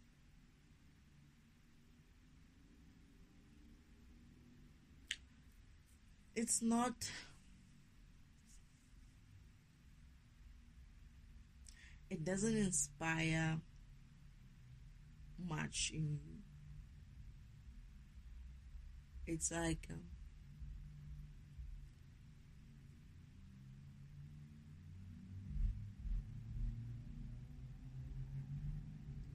I don't like the idea that my brother lives there.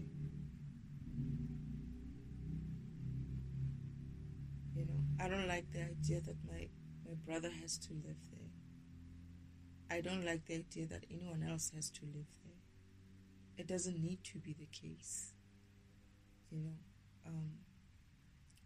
look, the sounding, what they're doing now is because of they're upset about something. Maybe I've been recording for too long. What's the time? Of course. But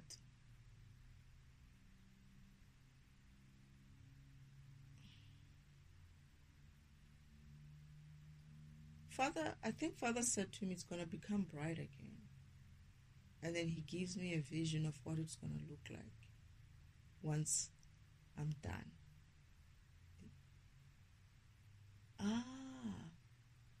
Is that what it means? So once I'm done with my mission, he said something like, it's going to become bright again when you're done with your mission. So it's like when we vibrate high, the people in hell who are in hell will also start vibrating high, right? The generational curses will break as well, right? Because the people who are in hell will see you doing well and will stop feeling guilty or beating themselves up for what they did when they were still alive on earth. And also, those who are in hell but haven't died yet will also start vibrating higher. So the environment is going to get brighter as everyone else, be it on earth or in the spirit world, starts vibrating high as well. So the people who are in the hell, I get that some of people in hell is because of they did things which are low vibrational and they are keeping them there. The guilt, the remorse, all those low vibrational feelings, they cannot get over them. They don't know how to get over them. But some did bad things to people and they are feeling guilty when they're dead about the things that they did to people.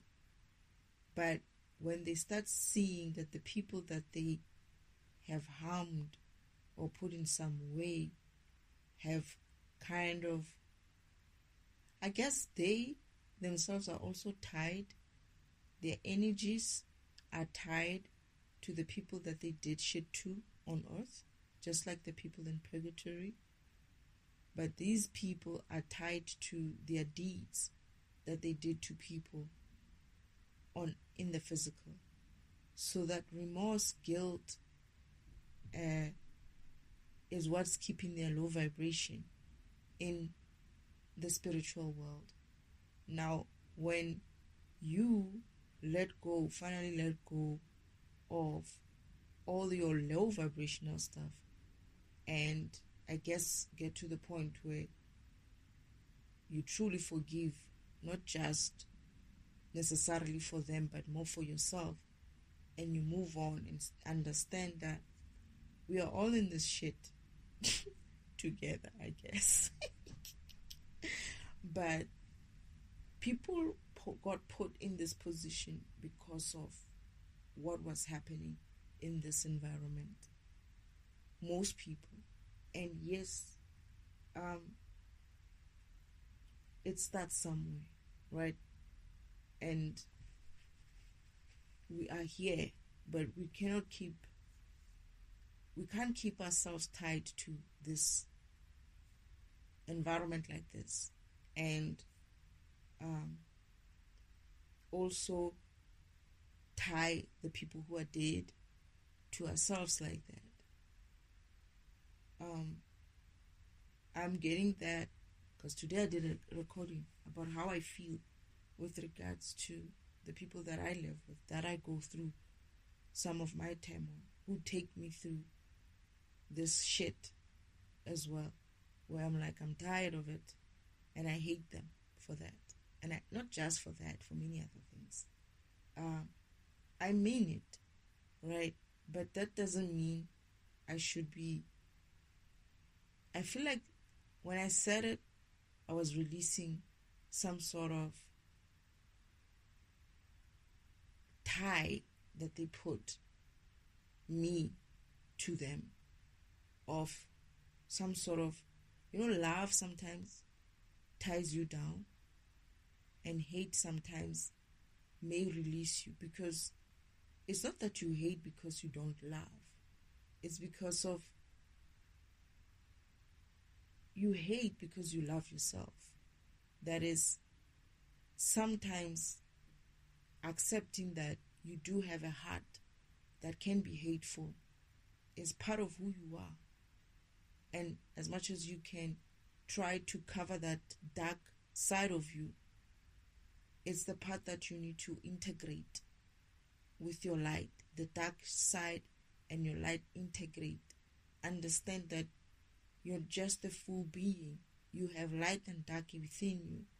And it's okay. It's okay not to like the shit that people did to you. It's okay to hate the shit that people did to you. And yes, you hate that person. Because not coming into that kind of realization also binds you to these people, because you try not to deal with that hateful emotion within you and try to hide it by acting. This is what religion will teach you, Don't be hateful. Don't do this, don't do that. Be a better person, be a bigger person. Sometimes being a bigger person is also accepting that you're going to hate sometimes, and you're going to love sometimes, and that's still okay. It's not all lovey-dovey. Life existence gets messy sometimes, and it is what it is. We are in this mess, and we're going to have to go through it. Ignoring shit hasn't helped us up until this point. Instead, what it did was it took humanity deep down the trenches further, instead of being honest with yourself and saying, I hate that person, but then turn around and it's like, I love that person, that other person I love, that one. Notice that, recognize that within you, and move past the hate, and also perhaps even move past the love, because sometimes that love could be you loving someone who doesn't even love you. You're gonna have to let it go. And this hate as well, you're gonna have to recognize it and let it go. You don't need it, right? Be like, I do get it, I hate them, they can move on. Like, when I say it even now, I don't even feel like it's a big deal. I released it this afternoon when I said it, and I release it now. It's like you get to release it. It's like, whatever, man. And be okay with the fact that you can be a hateful person. Accept that demon that you have, that part of you that is in there, that if you don't deal with, it can fester and become such a huge one. And you guess what you're going to become? Like them. Because of they failed to accept and recognize that hateful demon in them. But at the same time, they didn't realize that by ignoring it and trying to feed it a little every now and then, when they did bullshit to people, they made it even go bigger than them. And this is why that demon is much stronger. Because the little things that they kept doing towards people, they don't realize that they were feeding this demon while they were pretending to be church fucking goers, prayers, a good person in the society, whatnot. That pretense that they were putting out there, oh, you're not a hateful person. I'm going to say, I can hate, and I'm going to hate you if you're going to come here with that kind of bullshit towards me. But I guess I don't have the time and the energy to keep up with that bullshit of hate. I'll release it as soon as I can and let it go. But to pretend that hate does not exist, hate is not a human thing, that's where the trap is. You're gonna be in, I'm going to be like chanting these mantras. I'm peaceful and I'm happy, and I'm floating on cloud 9, and I don't have hate, I don't have all these things. That's the bullshit right there. This is where people end up. They cannot keep that shit up, and they end up doing what? Doing that in front of people. When they go back home, they fucking beat their wives, they beat their children, they abuse everybody else, but then in front of people they show up in different ways. We see you. There's many people will tell you, what you see with my father is not what we see at home. There's a lot of people who could say that. Same with mothers.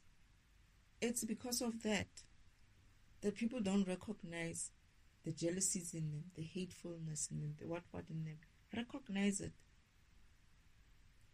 See it for what it is and accept it. And then let it go. You don't have to be neither hateful nor loving to these people anymore. You just have to be like, I don't know, they're there, yeah, whatever. But you recognize that hate and you let it go. And that's as much forgiveness as you need. You don't have to feel stressed about it and be like, no, they are gone, they're dead and buried. It's their problem. I'm going to live my life. I'm not going to hold them to it, because what's the point? Holding it to them, it's tying yourself to them, and vice versa. So when we start vibrating high, letting go of all this low vibrational shit, surpassing it and going higher, the spiritual timeline. The spiritual ladder. Leaving all this, we allow ourselves to receive that light. And as we receive light, we become light as well. We become brighter. And as we become brighter, we light up the environments that we are in. And hence that environment that I saw where my brother lives is also going to become brighter one day. And when everybody's like up there in spiritual world brighter, earth world brighter, hey, we're going to be good. Yeah.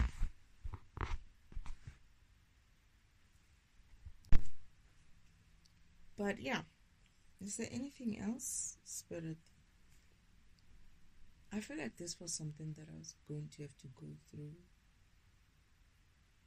But It wasn't like it was only going to be important for me because they had put me in this position.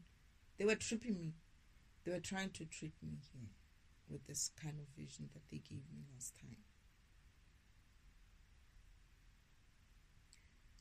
So it's planted in my timeline. I was going to go through this as a lesson. Okay. But going back to the tarot, is there anything else that we need to talk about? There's a reason why you put, I understand now that there's a reason why you put, in the vision you showed me the Lucifer's people working with him to help him build the tarot card machine, the new tarot card machine. They were so happy, these people. But I feel like there's something else in there that I'm missing. I feel like I know someone there.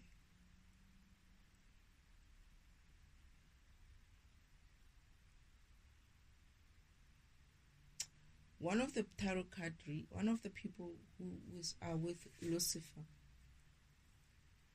the Lucifer's group, it's not just my brothers and sisters who are helping to build this, it's also Lucifer's group. So this whole thing, right? I wonder why Father's not creating it with. Oh, so remember, Father, in that environment you can create, right? You can create with your mind. Father can do that, right? But I'm getting that they leave out some of these functions, some of this manual stuff to help for Lucifer's group to use them, that kind of stuff for their rehabilitation. Are you guys hearing these revving cars outside? I wonder if it's recording. They're upset. They are upset. They've been trying to draw energy, and I am itching a little bit, and I think it's gonna record that I'm moving a lot because I'm itching everywhere, and it's because of this. But don't worry, they're gonna be out of energy very soon and be quiet. What was I saying? That some of these structures in the spirit world are left to be done manually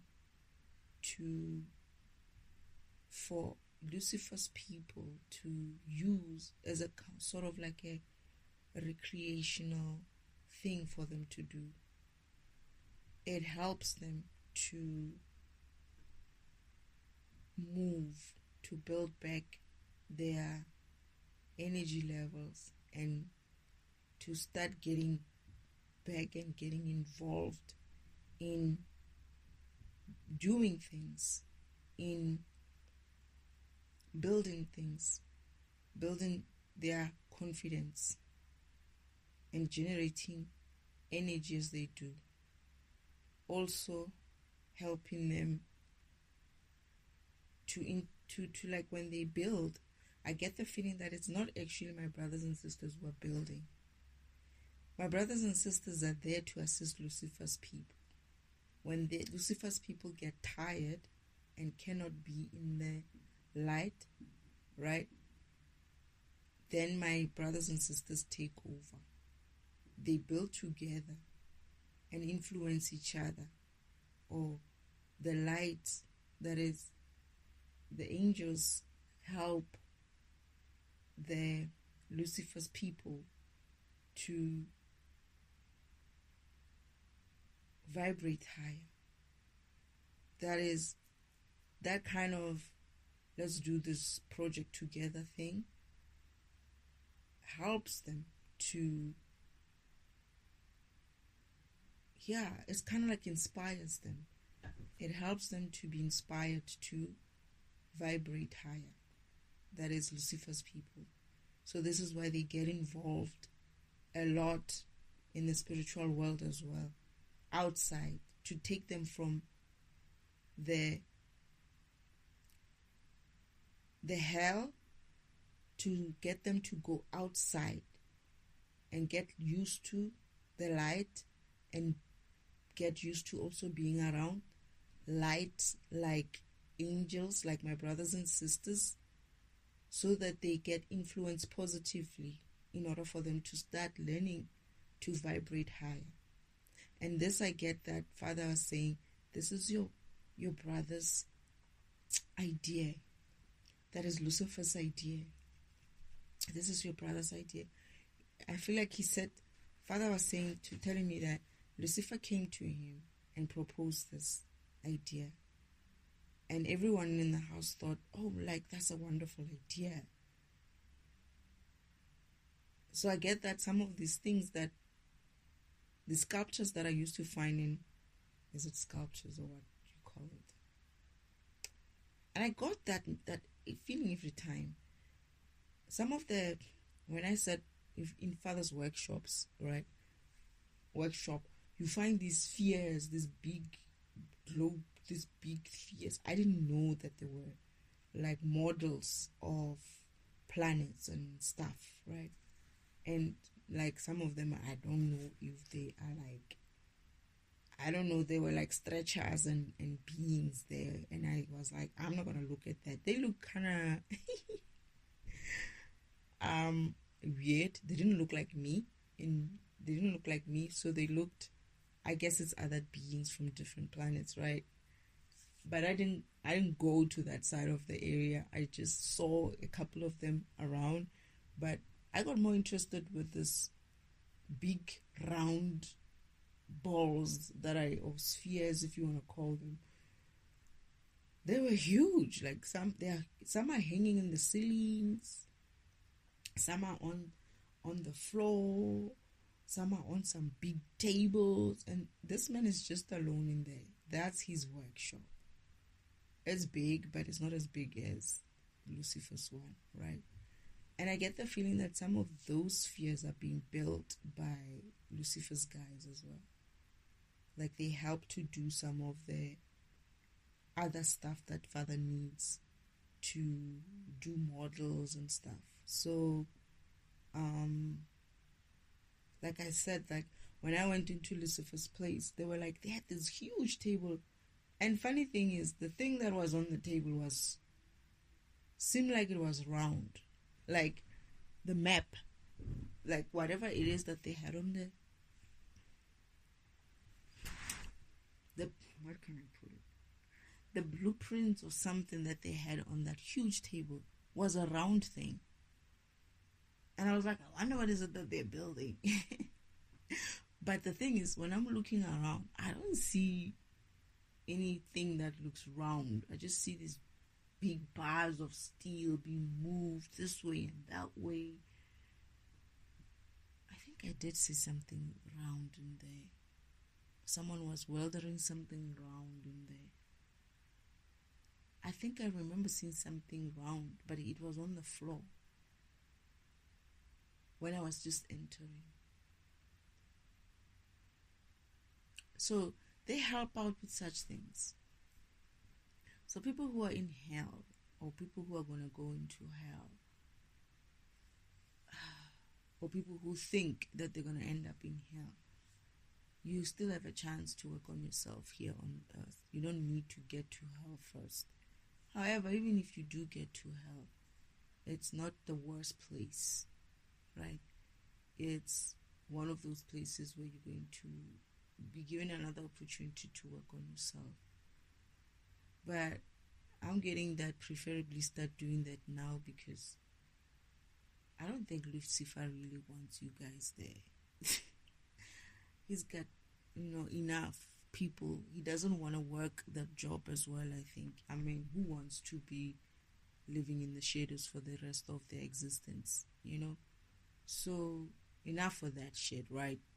You need to stop this BS that you're doing here that is going to get you so low vibrational that you cannot handle heaven and even the spiritual world like that. But, even in this instance, going forward, I get the feeling that going forward, your hell and heaven is going to be here. probably. You're not going to be going to some hell in the spirit world, because this is why hell is built as a warehouse. They were not expecting you guys to come up there with that low vibration. It was like a spur of the moment thing. Is like, okay, we cannot take these people into heaven. They can't stay outside in the spiritual world because they're getting burned anyway. We need some space for them. Where we're going to do it? Okay, let me construct a quick place for you to put them in, so that at least they're not in the sun or not in the light, but they're in the shadows. That's why they built hell in a warehouse kind of a thing, where it can be taken down once. Hell does not need to exist. Hell was never a thing. It became a thing when Earth started vibrating lower, with beings vibrating lower, and became worse with Uncle Olman doing all this shenanigans that he's been up to. So that's another thing, is that the shadow world, still a world. All I saw was that because of the low energy there, things are not really like growing well. Like, it's not inspiring, but it's still livable.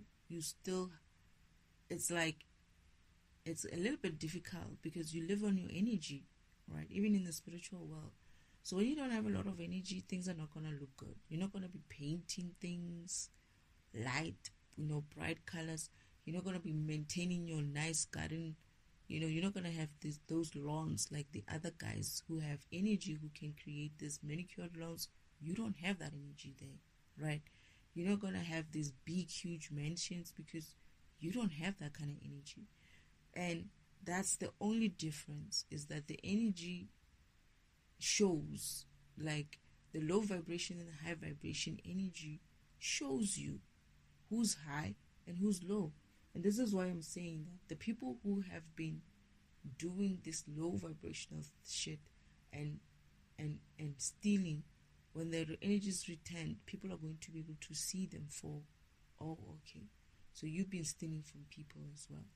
Because if they don't pick up that low vibration soon enough, which they probably won't be able to, they have kept this high, low vibration for so long, it has fed their fed them and made their pockets bigger, right? They're going to take a while to get to the point where they're like, you know what, enough about this low vibrational stealing shit.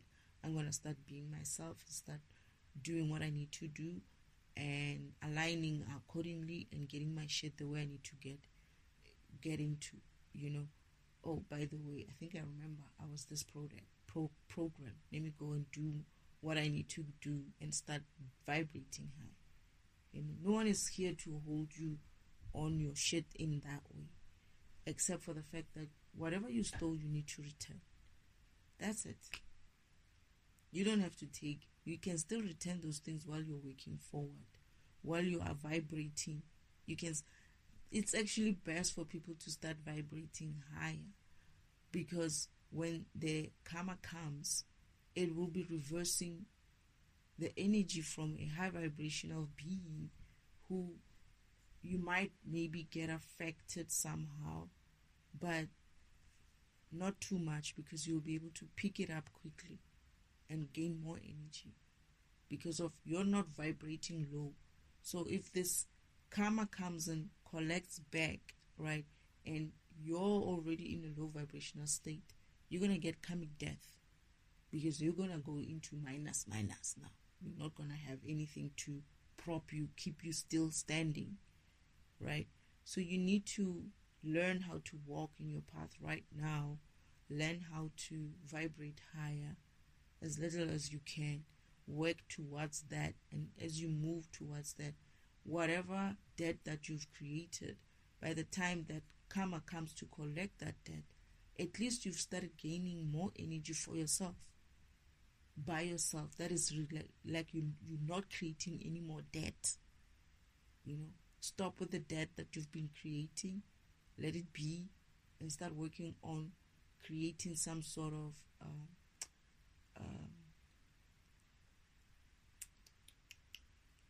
some value in you, which is not for debt purposes. Energy, high energy, that you can start paying off that debt and start looking forward to living a well. You should see those people who are high vibrational in the spirit world. You can see it, that wow, it's worth it. It's the best thing ever to be that high vibration. I'm getting the feeling that Father's saying that they're gonna see it with you as well, here in the physical, and everyone else who wakes up and starts moving in their purpose and their path and accessing their gifts. You will. Heaven is hell. Earth is becoming heaven, in a way, and it's your choice. It is your choice whether you want to be in the hell part of it or in the heaven part of it.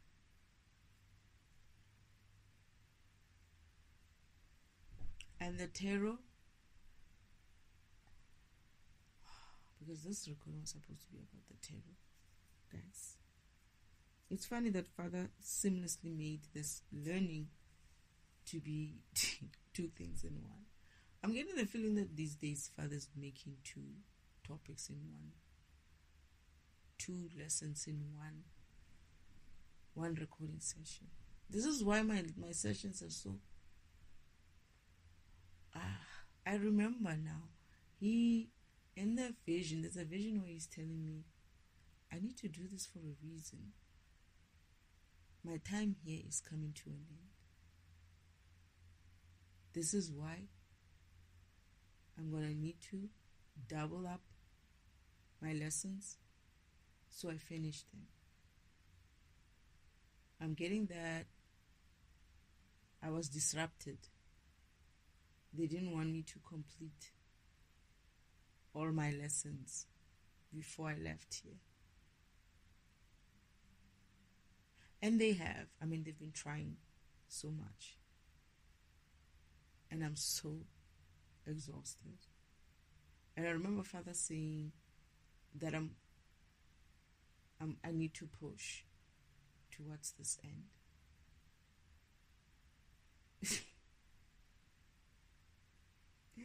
I was even sleeping today, during the day.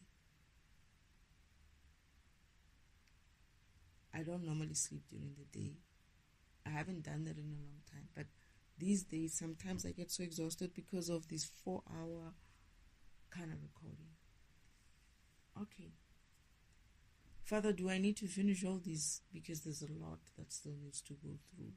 That I still need to go through. But I think most of them I have somewhat touched. So, yeah.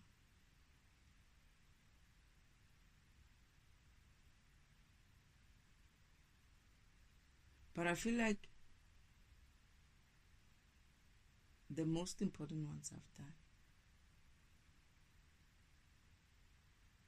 Okay, some of you wanted me to finish the most important ones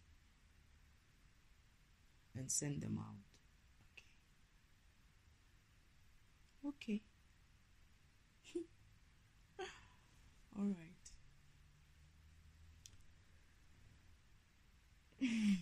Anyway, is there anything else, Spirit?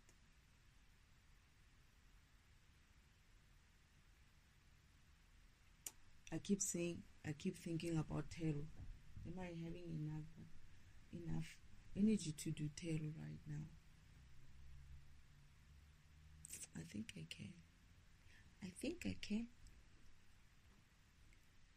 So, that's it then.